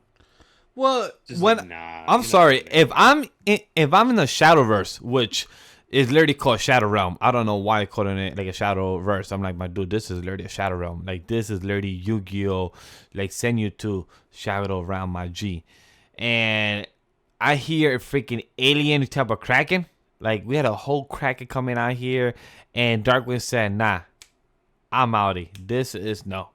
I about to say, "Hey, my dude, send me back." So it was one crazy thing with Darkwing and everything else. So it was cool. I'm glad that we having little pieces, small pieces of the story. This episode was the one that we also see the new version of Donald as well, the Android version of Donald. So, which I think is Android. Oh, an Android? I think it's Android or clone. That's my two guesses. I thought it was like a clone by the twins. Nah, Yeah. if you watch him stab himself in the wrist, you see he's an android because the knife bends. Okay. I thought it kind of just because you know how I saw blood come the out. twins are. Yeah, Yeah, blood did come out, but that's what got him though. When he did it, he was like, "Oh, I'm bleeding. Cool. I'm human. I was just tripping." And then he looks at the blade, it's crinkled up. He's like, "Oh, okay." Oh, I We- thought he I just didn't had, catch like, the blade tougher thing. skin. No, I didn't see that. I thought he just it- had tougher skin because you know how the twins are super strong as well, or stronger than your average person. I kind of thought he was just like a heightened clone type shit. I think we forget that they literally have a guy who makes androids for fun working for them now. That is also true. Yeah, So- D.A. Sinclair definitely made his body. So that's why I thought Android, because in my head I'm like, it could be clone, it could be Android, because we didn't know what the Android guy's been doing, and now that he works for Cecil, like you said, Android. For some reason, when I saw the knife bend, for some reason my mind went, okay, so he has Wolverine skeleton now. But then I'm like, wait, hold on, wait a minute, that wouldn't make all the sense. Hey, if it bends, he has Wolverine power. In my head, it would have been like Magneto because it bended. Mm-hmm. That'd be too. I'm But pretty sure if you try to stab Wolverine, the knife gonna bend or break. I'm pretty sure that's happened actually. yeah, Probably. definitely. The last thing about this episode is that, hey, I love what Mark said as a boyfriend. He said that, hey, if you're gonna date a superhero, you should get the perks of a superhero. So he brought her. Ooh, excuse Bless me. you. So he brought her to fucking Las Vegas, because he said that, hey, you have a 30-minute break, so I'm gonna take you at least to Las Vegas, where I could take you to the fake Eiffel Tower. But he got a point. He's like, hey, if I take you all the way to Paris, I'll rip off your bones, because you gotta get back to work. And I love how she come back like, thank you for letting me keep my bones and my skin. I appreciate that. That was so cute and funny. Mm-hmm. So like, Amber's fine. hell yeah, that's a cute wholesome moment. That's a cute wholesome moment of that. Anybody care for the lizard people by the end of the episode? I think it's funny that they're still here. That's literally it. Yeah. No, I think it's gonna lead up to something by the end. Well, that's one thing about Invincible, and like that's one thing I definitely remember from. Everybody at some point comes back. Agreed. Like, Okay, everyone serves a purpose. I love that. Like, not everyone is a plot device. Everyone has their own story within the story. Like, I love it when stories are like that. Like, yes, you're the main character, but that doesn't mean that people around you don't have their own lives. Everyone has their own story, their own arc. So I love how we're gonna see the lizard people one more time, and then by the end of the episode, we find a naked version of Mark, and then we see Langstrom. My man has been already traveling and going through some equipments. So he's ready to come back whenever we see him in the next later half of the episode. I mean, later half of the batch. The female Cecil caught me off guard so hard. Yo! Oh. It did. No, that was female Cecil and also Female female Donald. That caught me so off guard. Does anybody here watch Archer? No. No. Oh. I tried. I couldn't get into it. So the mother of Archer reminds me of the Cecil version here. If you search I up, can see it if because you- I know what the lady looks like. All right, so yeah, so I if you could see it. if you have a vision or know, Hey, listen. Call me while Archer's mom can get it. yeah, definitely, wow, definitely, wow, Call Definitely. me wild. definitely Hey, call you listen. one. I'm standing on it. On I'm this standing one- on it. On this one, let's transition to episode 3 breakdown. Dismissive, this machination. The description is: Mark starts his college career. Debbie struggles with personal trauma, and adding the alien returns home to find a new threat facing the coalition of planets. We have Optimus Prime. My dude was so noticeable as the bad guy, and I was so mad about it. I was so mad about it. They made Optimus fucking Prime voice actor be the bad guy. I was hurt. I was mad, and I was mad. Why did they have to make the voice of Optimus Prime be the bad guy? How big? Bruh, his Trade. voice jump scared the shit out of me. Wait, who? It did. Optimus I was like, Prime. I heard that. I was, huh? Just like that was purely Yeah, my I was- reaction. Huh? I was not expecting it. Like, people were just like, "Oh yeah, Optimus Prime's in it." I'm like, "Cool, neat." But like, even still knowing his voice is in it, it just comes out. You're like, "Oh God, wait, what?" Same. Excuse me. I saw Rome tweet it, Optimus Prime or something like that when the episode came out, but I didn't get to see it until like this past Friday, like episode 2, 3, and 4. And when I saw 3, like once I heard his voice, I'm like, oh, that's what Rome meant. And then I was like, we deadass have Optimus fucking Prime. And like, yo, every time I felt like he was giving a speech, like he was standing, the only person like had like I felt like he was God. Like I felt like he was God, you know, speaking with the white robe. Like my dude looked like bald headed, but the beard and the white hair in the back, like a whole mullet, but without the top, and like He literally, looked like Zeus. yeah, and like he's speaking like in a speech type of pattern. And I'm like, my dude, you literally about to end the movie or what? Because that's what I felt like I was getting. Like I felt like a Linkin Park song was about to come on too. Like I would dead as take that clip, edit it, and just put a song of Linkin Park on, and it was literally like the ending of the episode. It would literally be it. I just felt like that's what I was getting from it, and I was mad by the end. Alan the alien, Wait, Seth wait. Rogen is dead, and he takes off the Oh. life, and I'm like, this raggedy bitch. Like Prime, I can't even hate you. Bruh, I ain't gonna lie. I just imagine from when he turned off the life support for Alan. The He Linkin just Park fades to song? black, and all you hear is In the yeah, end. it doesn't even matter. I'm gonna grab that clip right after No, we're live. no, man, it's always what? Oh my god, you cut out. You're cutting out, but yes. Good, because I was hitting some notes I shouldn't be hitting. But after this stream, after we're done, I'm gonna grab that clip because I'm like, I need that clip now. See, Yes. now I'm just thinking of him instead of doing that as he unplugs it and Alan's dying. He's just looking at him and he starts doing the Seth Rogen laugh. Yo, so in this episode, Now you die. I felt Seth Rogen in this episode. I felt like his line wasn't always hitting. I felt like it wasn't consistent, or maybe he changed the voice from season 1 to now. It could be either or, but if that's the case, I don't mind it then. But it just threw me off a bit. I think it's just him taking a major role in this episode. Yeah. Because when we saw him in season 1, I didn't even know it was Seth Rogen at first. Like, yeah, he kind of has the same voice, but he was doing pretty good with the voice acting.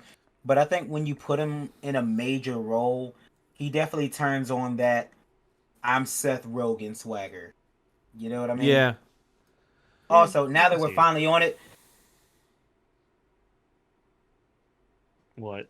Thula. I love this woman so much. She fuck him up good though. I love it, bro. She is I'm so God. visceral, bro. On God. Oh, Dude, Find God. that braid with the knife at the end. Yo, the yes, way dog. Dude. the way they fuck up Alan the alien, it's just Bro, his eye popping out was just ooh. That made me cringe. That made me Yo, cringe. so question. Was I felt it bad that his girlfriend watched that whole thing. but was his girlfriend Oh, that was the messed up. but was his girlfriend the op? Was she the No. op? I don't No, know. Optimus Prime is the op. Okay, Yeah, he was the op. Okay. Yeah. I Yeah, thought you. I thought I'm not gonna spoil who he is, but he has a reason for what he did. oh, okay. I thought it was both. Like I thought it was him and her. Cause with the way he looked in the back and everything, so I thought it was both. That's why I was asking if I also read the room in that aspect, but no, so I guess it's just me bugging. But I felt bad for the girlfriend still watching it either way, if she was an op or not, because I'm like, hey, you still want you for whatever you did though. Like that, and I was excited for Adam the alien to come back, but you know he ain't coming back no more. Shit, he got love. Yeah. He got the health insurance. That boy got turned every which way except Sunday. They did him disgustingly. It was sad as hell. My man went through it, and like he literally was proud of Warrior. He did so much. Knowing his birth was sad too, because he was a trial through tribulation to actually come alive and to be the most successful one too. So it kind of hopefully there's another version of this one, and maybe they kept the memories. Who knows? I don't remember what happens with Alan in the comics, but I don't think he's dead. Oh, love to hear that. He is very much a major character throughout the rest of the comics. I Okay, don't yeah, Oh, think okay. I don't think we have a problem. All right, Okay. good. Okay. So I'm curious to see how he comes back alive. Then I can't wait to see how does a turn of events. Alan. I feel like he got some type of Viltrumite DNA in him. Hey, it could be, but hey, so let's all talk about college. So sometimes you gotta use a sock on the wall. The narrator had me dying, flipping Oh my between the God, scenes yes. of Mark and Amber, and Let's then go over Alan, here. I love and then he went to the fucking cat. I love how he's like, yes, let's watch this animal lick themselves. Yeah. I'm like, is this a pun because the other animals are licking themselves, but this is like a non-verbal joke about it? I'm like, this is a funny way to do this. Sure. Animators. Funny. Cool. It just worked. Like, in a non-subtle way, comedy, it worked very well. And I love that. Because we haven't had this type of narrator or this type of comedy in a while in animation, so I love that. It made it seem like it was PG but also rated R, but in a comedy way. And I think the main reason they did that is purely because this was a Seth Rogen episode. Yeah. That is I true. can see that. I can see that for sure. Because I love it how Mark read William wrong. He thought he just forgot to take off the sock. But he like, hey, it gave him a good excuse. Because he went to get the bag with Amber. So That boy got some accidental ass. hey. And she was ready. Girl got the condoms. Girl was ready. So I'm like, hey. That's my goat. Had the condoms. Roommate wasn't going to be there for a date. Man, Shit, all preparing everything. I remember seeing a tweet that was saying how quote unquote stupid Amber was for having condoms. What? Yeah, I forgot exactly how the tweet was worded, but it was something along the lines of Amber is stupid because why wouldn't she take the opportunity to have a super baby? Because she just entered college, my G. Because she's fucking 18, you fucking weirdo. Because she sees what's wrong with the super baby she's dating? Because she's fucking 18, you fucking weirdo. The hell, damn. Exactly. Like, there's a thing where we learn in high school. It's called safe sex. Yeah. Porn addicted society. Get over yourself. Yep. Oh, I'm wow. just like, y'all need to get outside and breathe Touch grass? air. Touch grass, yes. Learn how to please, talk please. to people, gang. Like throw Scaring a rock the in a hose. river. Like, It's me, I'm the hose. Yo, but one thing I felt bad is that my man had to feel mature and throw out the toys. Like, my dude, that hurt me because I'm like, he kept the one that mattered. He kept the one that mattered. It did. Mattered. The super dog.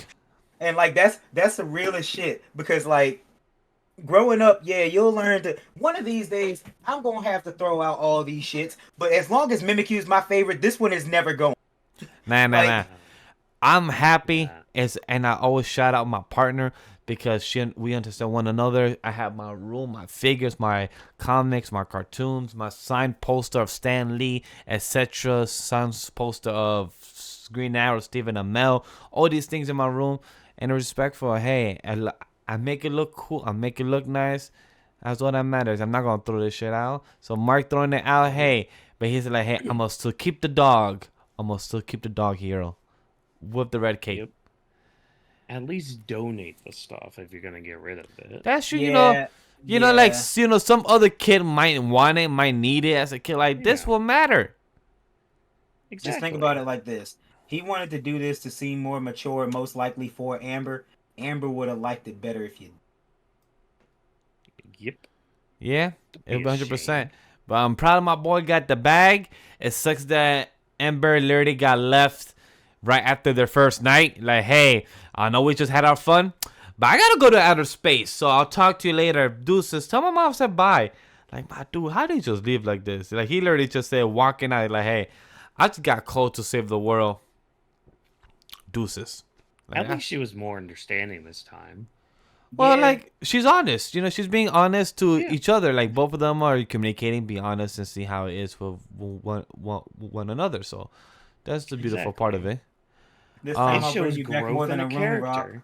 I brought you a stepbrother.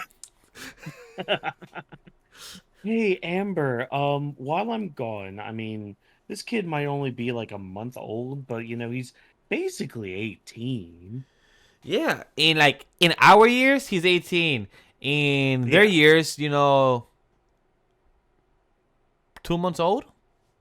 Yeah, so Which is crazy because they only live a year. So Yeah. ultimately, if they do birthdays like by months, they die at 12. Yeah. That's a sad, depressing story that I found in episode 4. So it's like, whew. But one thing I gotta give props to, but was also sad in a way, the story between Monster Girl and robot Robot. Forgot. Does Robot have an actual name now that he's human, or is it still called Robot? I does think it's just he? robot. Just Robot. So why Is does it? he not have himself a regular name now that he's human? It's so Does- weird. His name is Rudolph Connors. Rudolph There Connors. it is. Thank Yeah, you. Oh that's been yeah. that had been his name since like birth. He just called himself Robot. Okay.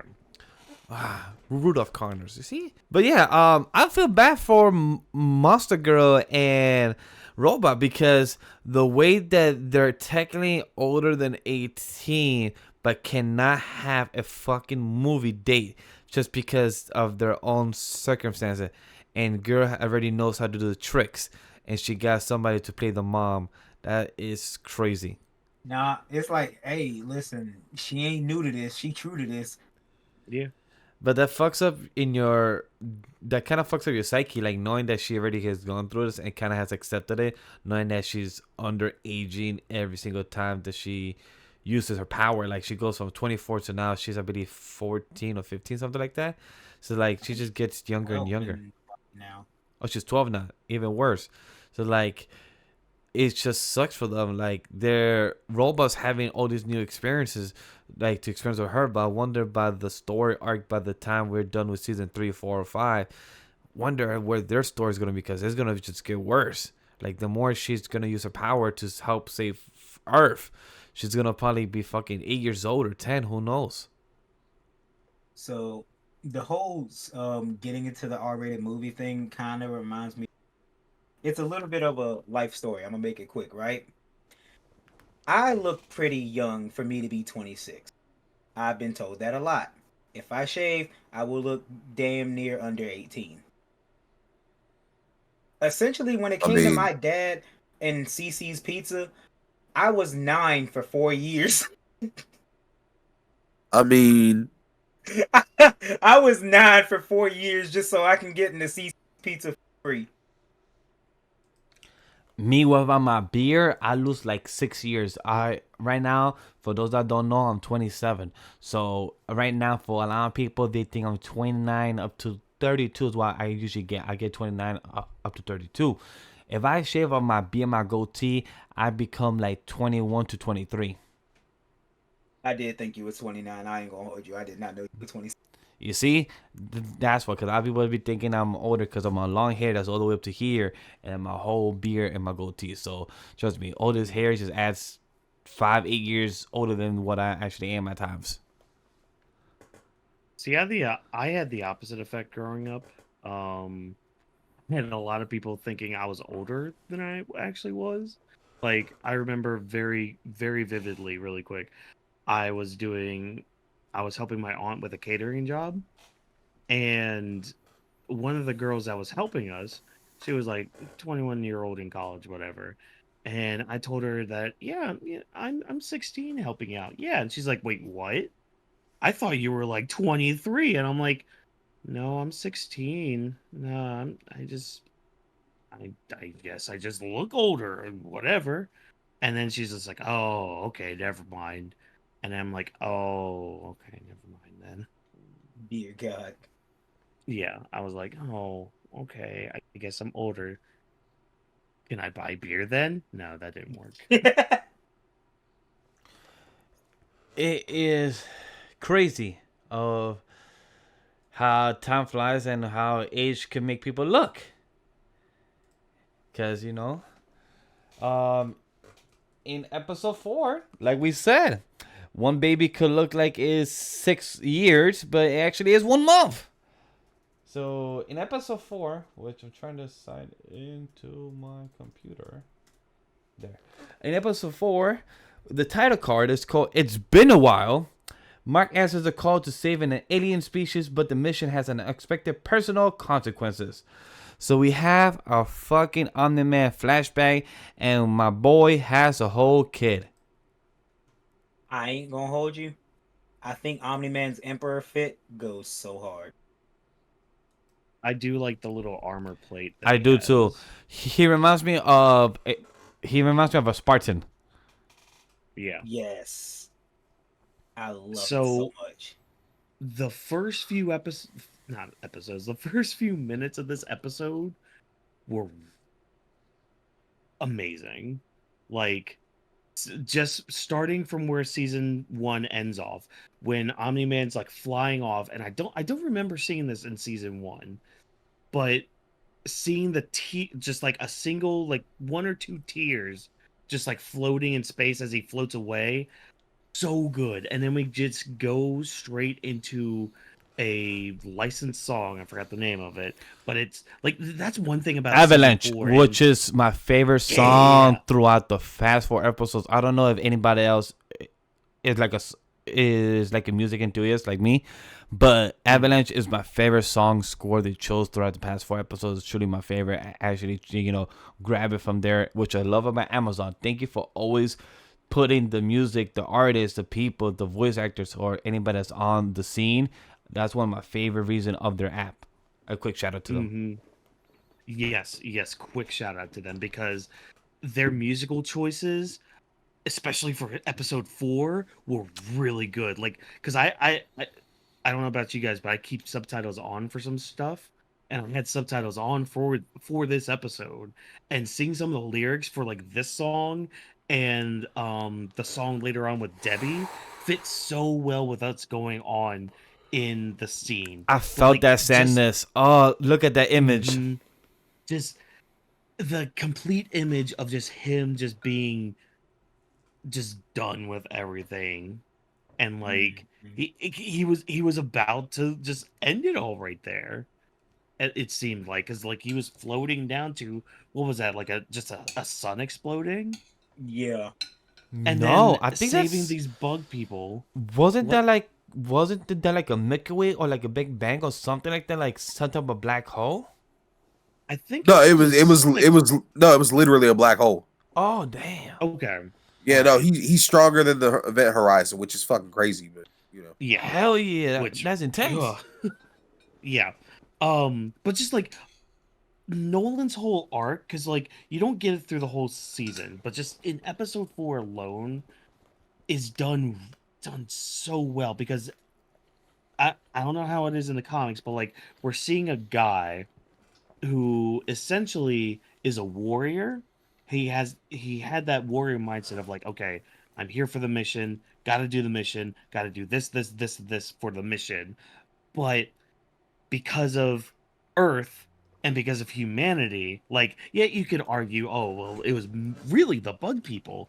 No, because all of it 'cause of his stemmed son. from Earth. Do what? His son. Exactly, yes. His half Earthling son, everything that happened on Earth, how he left Earth, what he did on Earth, like all of that weighed on him to a point where, like, in the middle of them saving the bug people, he literally grabs Mark by the throat and be like, why do I care? Why do I give a crap about these people? They die so quickly. Like, just, and it ties so well back into like the end of season 1, where he's just like, why do you care about these people? Like, look what they have to do in order to just get a fraction of our power. Yet now he's fighting with himself with that, being like, why do I care now? Like, why do I have these emotions? Why is this happening to me? I should not be this way. And in fact, like, the Viltrumites who we meet later on in this episode, calling him the Great Nolan. It's like, okay, you're somebody. You're not just some elite, like you're an elite soldier. Like people know of you, people respect you, like, and you respect yourself for the warrior that you are. And yet now you're showing sympathy. Now you're showing emotion. Now you're showing cracks in this persona that you built up for a millennia, I'm assuming, just because of how old you can get or how old you say you can get. Like that's all crumbling down inside of you, and you're fighting that and contending with that. And now like you're trying to meet up with your other half son now, trying to somewhat make amends, but also like trying to like I guess maybe have some sort of closure with what happened on Earth. But like I don't know, it's Nolan's story here is done phenomenally Mhm. from start to finish, and I love where everything's going with it. The fact that he like got his back broken at the end of the episode, Oh, and like now he's going to be executed. Like I I don't think he's going to be executed, or like I don't think he's gonna die, but I wouldn't be surprised if the series goes that way. I don't know, but like I doubt we're gonna do like a rescue arc or anything, because I don't think as much as Mark is a good person, there's enough baggage there, which we'll get to Mark too, because he's another good instance of phenomenal writing in this episode. I don't know. I don't want to go on too long with like my own rants with it, but like, God, this episode was amazing from start to finish. This episode made this first half of the season for me.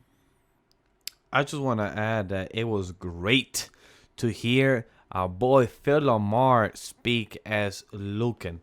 That was dope. Once I heard Lucan's voice, I'm like, is that Phil Lamar? And I'm like, oh shit.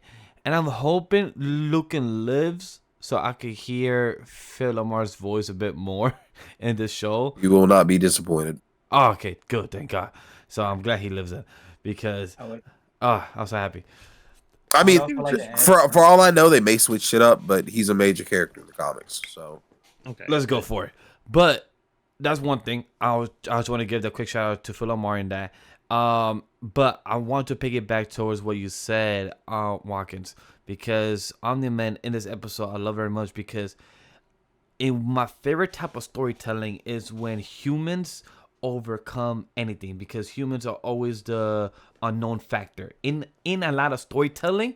Us humans are the unknown factor. We have the will of fire, the will of D. We are the unexpected gene. Like we're always the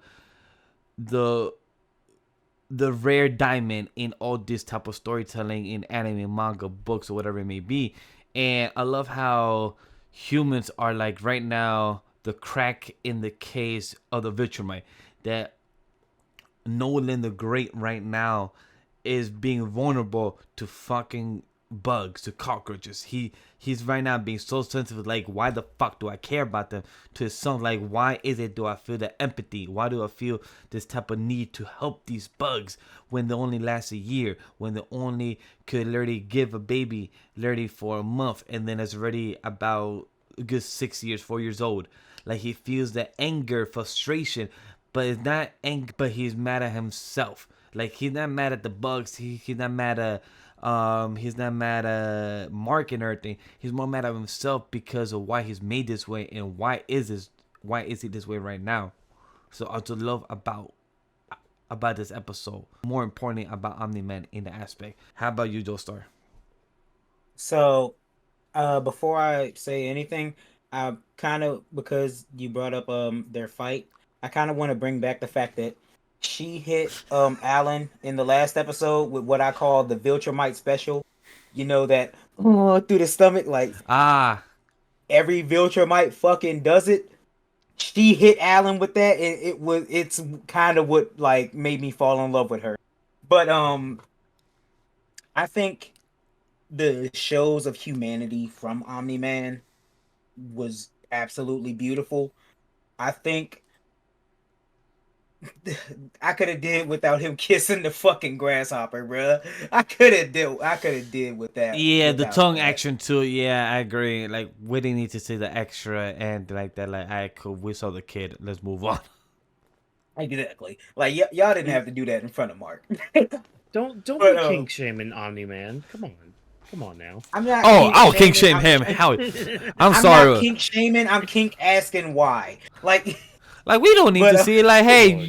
you did the I'm more deed. kick confused because what parts do y'all have that match up? Hey, listen. Somebody said. Somebody posted on Twitter. They were posted a screenshot from the comic said we were robbed, and it just showed all. It showed all the bug women with fat asses. Wait, what? Hold on. Wait. Omni-Man found the Bugussy.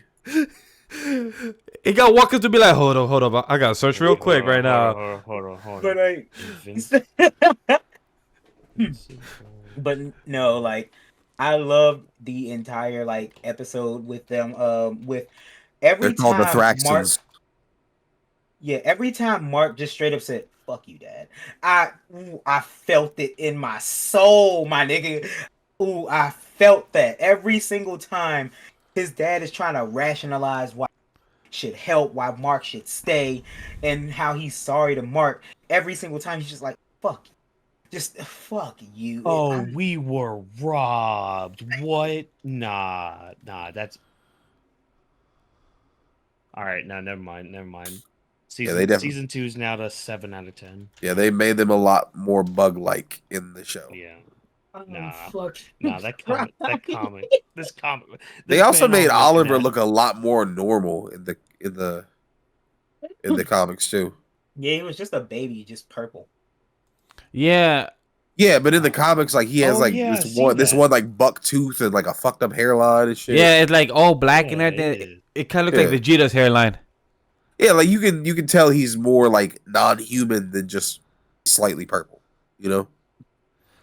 Yeah, Yeah, I think I like the show version better.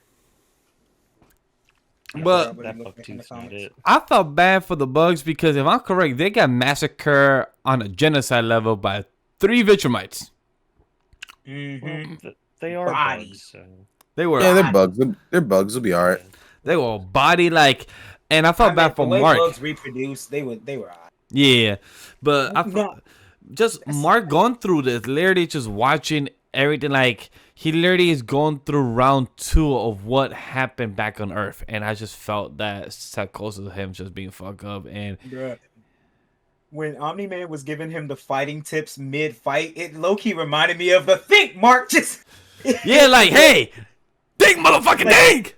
he just told him like, get your head in the game. When Mark actually started boxing back against, bruh, Yo, I popped hard for that. Yes. they hit that Nah, fuck this Naruto shit. choreography. Fuck That this shit. like, bruh, it was so sick. I was like, oh yes, he's fighting.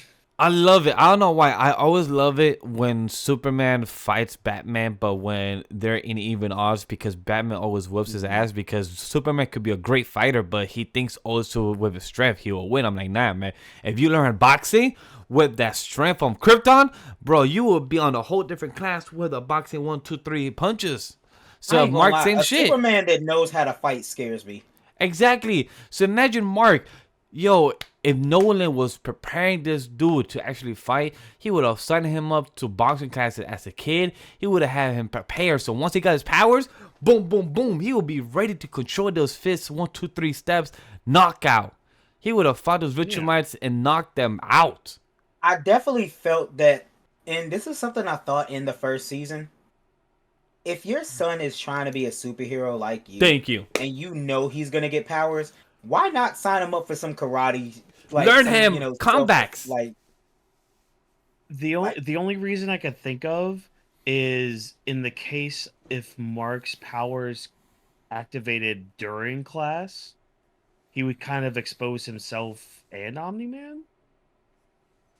I guess, but he Because like low-key that's almost, the only reason I could think of. he almost gave it away during the whole hit me thing. Like Yeah.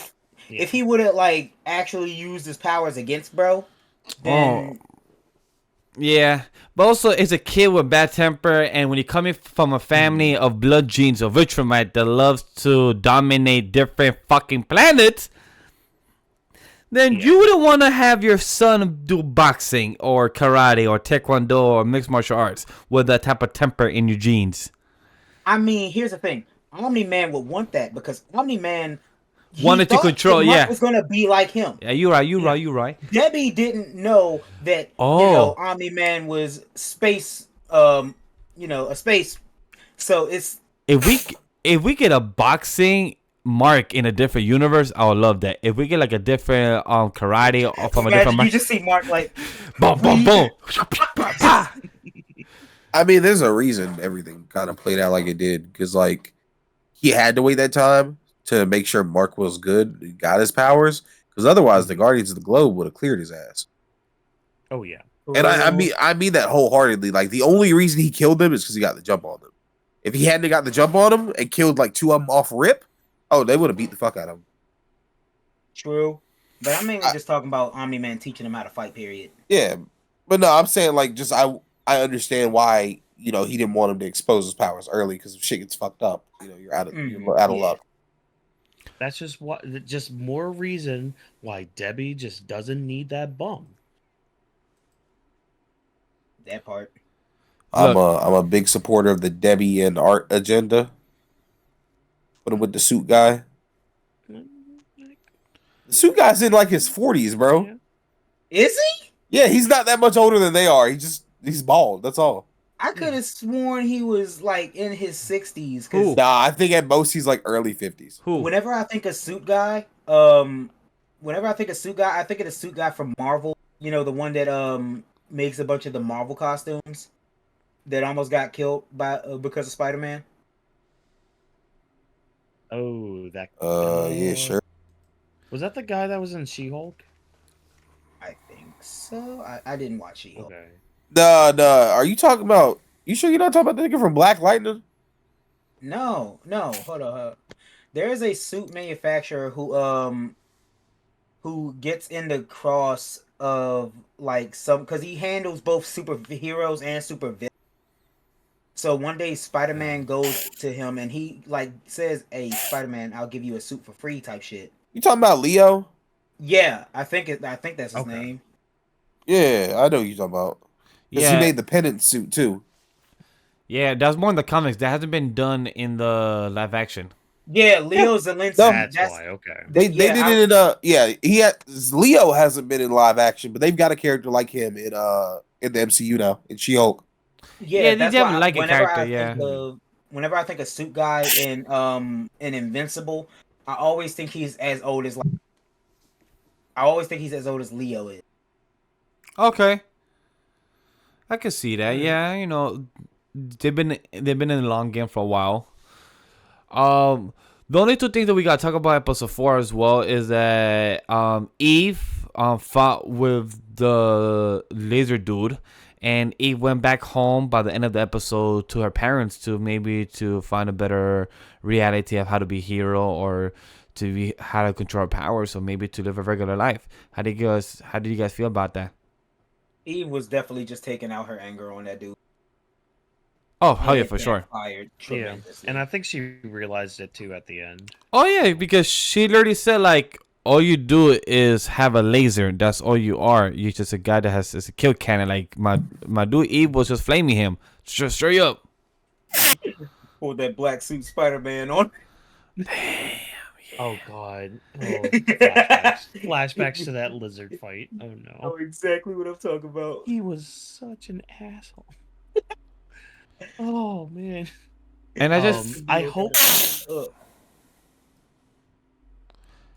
I was gonna say that I hope those people live that she saved, because she's going through it in the emotional sense of knowing how to be a independent hero and try to do it on your own. So I really feel bad for Eve in that sense. We already spoke about Debbie and about Art, so we understand that part.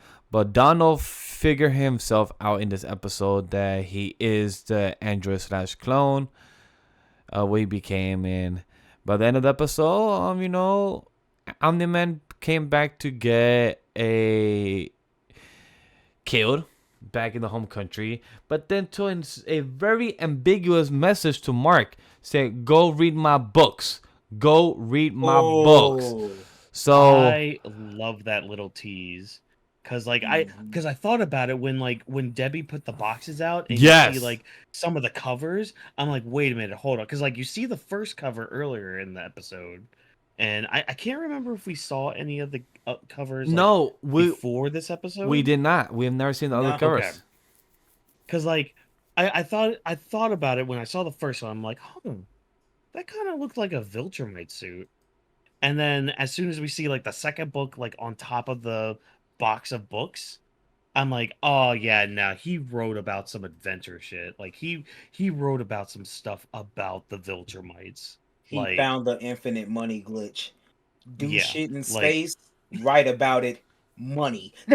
yep, exactly. But write a message that is between the lines that only your son will know once the time is ready. But how would he know?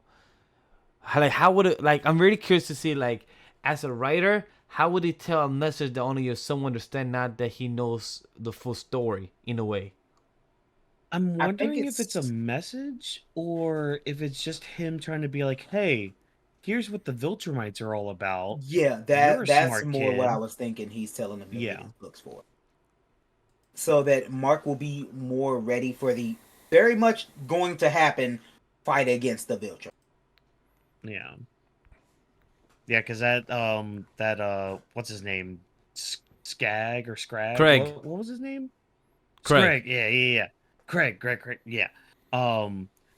Yeah, him being like, "Hey, Mark, get Earth ready for our invasion, or you're all dead." Kick Right? that by. I'm like, that's crazy. boy, who you talking to me like this when I'm literally half, like, trying to breathe? Like, right now I'm like, Yeah. I'm like, my dude, Like, don't you bro, see it? I'm dying. Right? I'm like, at least save me real quick. At least give me some type of Yeah. sensu bean. At least, help me get back in my groove so I could fly back to Earth. If anything, why didn't they take Mark with them, try to indoctrinate the nigga, and then send him back to Earth? That's what I was doing too. Because I'm like, are they going to leave him on this planet? Like, is there anybody alive Yeah. to take him back to Earth? Is it like, do they know something that we don't know? Or they're just going to leave it ambiguous that Mark is just going to just stay there not breathing? Just Like, Yeah, because it's like, is there like a time limit that they have to take over Earth? Because that's the thing. It's like why why not are do they exactly rushed? what you were saying, Jokester? Yeah, exactly. Like I don't. why think, not just take him back and try to like brainwash him a little bit and be like, okay, now you're full Viltrumite. I don't think they have. I don't think they have a time limit. I think purely like the reason why I think they're not taking him back in is because they're dickhead. That's the pure reason. Is because they're dickhead, and I don't think they have a time limit on taking over Earth. I more think it's like we gave Omni-Man enough time. Get that shit done. Okay. Yeah, you're right. So, but the last thing is the Motor Twins went from 2 to 1 again. I love that. Bruh. Mhm. And like I said earlier, it was the perfect callback to season 1. They explained that it has to be ambiguous as to who's the clone, because once it becomes a monarchy, go down. And that is exactly what happened. It was a monarchy for an afternoon, and it down. I agree. Instantly. Like, Because once, of fucking orange juice. yes, he said, go grab me my orange juice. I'm like, next is going to be coffee. Next is going to be dinner. I'm like, nah. Bam. Mhm. And the Nah. fact that he was like, oh yeah, now that I'm the king around here, we making more of us. Like, you're just making the problem that you already figured out this problem. Why are you exacerbating it? Exactly. And that was low-key Nordstrom's fault. Definitely. Langstrom just fucking shit up without knowing it. Langstrom. That Which, I called if him you North. remember our conversations from episode 1, is all because of little Mark and Cecil just being too gung ho, but domino effect. Oh hell yeah! Like Yeah. once the episode 1, the Moro twin that live, he is gonna die because he was the one that's ugly. So I'm like, hey, my guy, you are the one that's gonna get killed eventually. And by the end of this episode, it happened. I'm like, yeah, it makes sense because, like you said, Joe Star, he literally came out to be as a monarch. He was being the king. I'm like, no, no, no, no, no, no. We were taught at this. We were already told the universe rules of what is the Moro twins. Is why they're called twins. There's only 2 of them. There's not a 3. There's not 4. There's not a king. No. So I love how they end it, and that was a great way to end the episode to kind of tease us for the next. Like there's a set of rules that they have set in this universe. We have to abide by them. So I love how they also stay contingent to their own rules. Yeah, and I think the main reason it has to be too is because the easiest way to not be able to tell or to tell who's the clone is who's woke first.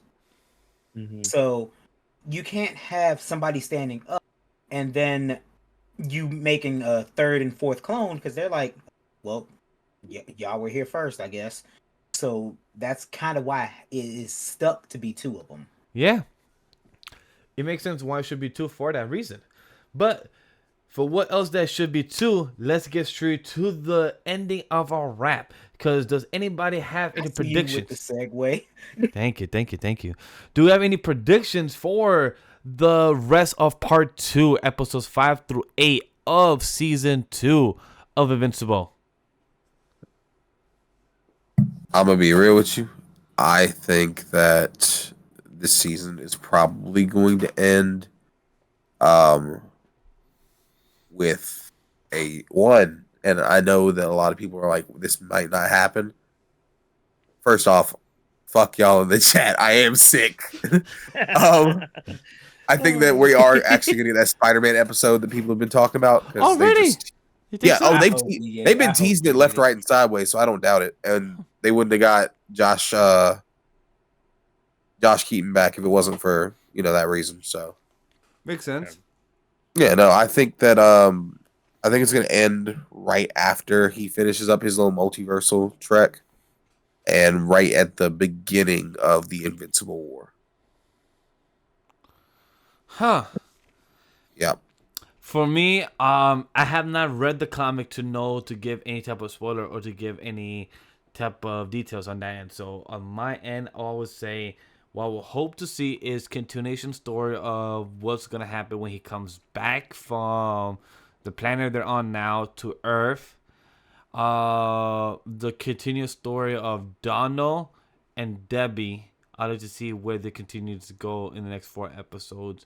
What's gonna happen with the fake Mars person, or sorry, the fake imposter person that's from Mars inside the Guardians team, and what is his deal with Langstrom going now? What is he preparing? What is he masquerading for his plot to get revenge on Mark? Since he knows the Mark that he has to destroy is maybe it's our 616 or our number 1 Earth Mark. So I'm really curious to see how is he going to destroy him and what does he have planned. So that's my expectation / prediction for the part 2. How about you, Watkins? Or Joke start? You want to go, Watkins? No, you can go. Okay, so mine isn't, because I don't really have a prediction, because I still remember some from the comics, but I don't know what prediction in a spoiler for real. I just hope for something we didn't really talk about, more of the downfall of Rex. Yeah, I think his downfall has been amazing, and I want more of it. Fuck him. Agreed. Down with Rex. Down with Rex. Down with Rex. Down with Rex. Exactly. Oh man, Right there, clip. I guess for mine, it's more expectations. I mean, I'm expecting, obviously Mark to get back to Earth. He'll probably talk to Cecil about, hey, more of my dad are coming soon, and they told me this. They fucked me up badly. I need a Yeah, ER. I need a sensu bean. I'm fuck up. like, help me now, Cecil. So I'm expecting some stuff from that. I kind of fear for Debbie right now because I know she's trying to be like independent and all that, like not needing Cecil or anything. And I get like why she's doing it, but I'm scared that something's gonna happen, and it's gonna be because she doesn't have the protection from Cecil. Because like it's one thing for him to like give them money and help them financially and the house and all that. Like I get that aspect of it, and her wanting to just move away from that life, but her like it's probably gonna come out soon with her being Omni-Man's wife, and that's not good because of the whole thing about like, oh, secret identities. And oh, wait a minute, your husband killed a lot of people. Your husband basically destroyed a whole city. And you could have Oh, done something about it. You could have told somebody about it. You should have known. Kind of like what the husband was trying to do and say to her in episode 3. Like just imagine more of him, because we know in real life how people can mob together about things, and Invincible kind of shows us a little bit of that in their world. So I kind of fear for Debbie a little bit. I'm hoping she's fine. I'm hoping she just moves on with her life and everything's fine. Whatever. Those are like the big ones. Obviously, things with like, Eve, I want to know more about. Anything to do with the Guardians because they have their own little stories, but like the biggest things are mainly Mark and Debbie. I'm not expecting anything from Omni-Man, at least until like maybe episode 7 or 8 of part 2. I honestly think we'll see it like a clip at the very like Mhm. last seconds of episode 8. Oh wow. Like Yeah, Okay. that might be the after credit scene, and then we'll deal with it next season. Honestly, yeah, Oh, and okay. that's kind of where my mind's thinking as well. So I'm ready for part 2. Take y'all's break. Get everything situated, as I like to say sometimes. But I'm excited for it. I can't wait to see how we get through all of this. Especially with the multiverse stuff about to happen. Because that stuff's it's happening in the background. Like Langstrom's getting things together, and it's like you guys said earlier, that stuff's going to be kicking off in at the end of the season, and I'm excited for it. I can't wait for it. yeah. I can't wait for season 2 of Invincible, part 2 coming back next year, 2024. So for that being the case, any last thoughts for Invincible wrap up? If not, let's move on. All right, we're good. So thank you for everyone that came onto the show for episode 143 of the Anime Podcast. For those that are watching us on Twitch right now for the live show, and for those that are watching the VOD on the YouTube side, I appreciate it for checking it out. Thank you as always. And for this show, we talk about the anime is. I'm gonna hate saying the anime's name all the damn time now. The triple D's, the dun trailer, anime trailer. Yes, I know what I said. dun, dun, dun, Yes. dun, dun, dun, dun. Yes, I'm gonna hate this saying this anime trailer is gonna fuck me up. Me having stutter is gonna fuck me up in the head. But yes, we have that MAPPA fucks up with the workload and gets publicly known around the world, and how they just suck with the workforce and they should be unionized and everything. But that's a whole longer conversation all the time, because it happens every 3 to 6 months with a news article like that from some Japanese studio that has been publicly known about that. And we appreciate for everyone joining on this episode. Quick reminder for next week episode, we'll be having a Scott Pilgrim anime review on next week episode, and we'll be having a bonus episode of a Scott Pilgrim movie review. So definitely check those 2 videos out for next week. We appreciate for everyone for checking out. Thank you for joining. Now for the outro and plug sound. Thank you for always watching, joining us tonight, and taking the time to listen in. The Anime Lady Podcast is presented by AniMa We Studio. Our production team are Vash, Watkins, Rome, and Jokestar. Special thanks to JB and Abe. Don't forget to follow the socials of the brand and the team. All the links are down below in the description and all on the link tree where you can find them. Lastly, share, like, and most important, give the feedback and let us know what you thought of the episode. You guys are what make the show happen and help us succeed. Share it to your family, share it to your grandma, and if you spoke about it on Thanksgiving, let us know. It was a good conversation starter. And as always, on behalf of everyone of the Anima We Studio team, we thank you for joining us in the Anime Podcast. See you later and take care. And this podcast is not recorded by a live studio audience. And thank you for Potato on the Twitch side, because you made us 160 followers. We appreciate it very much and thank you. We see you on the next one.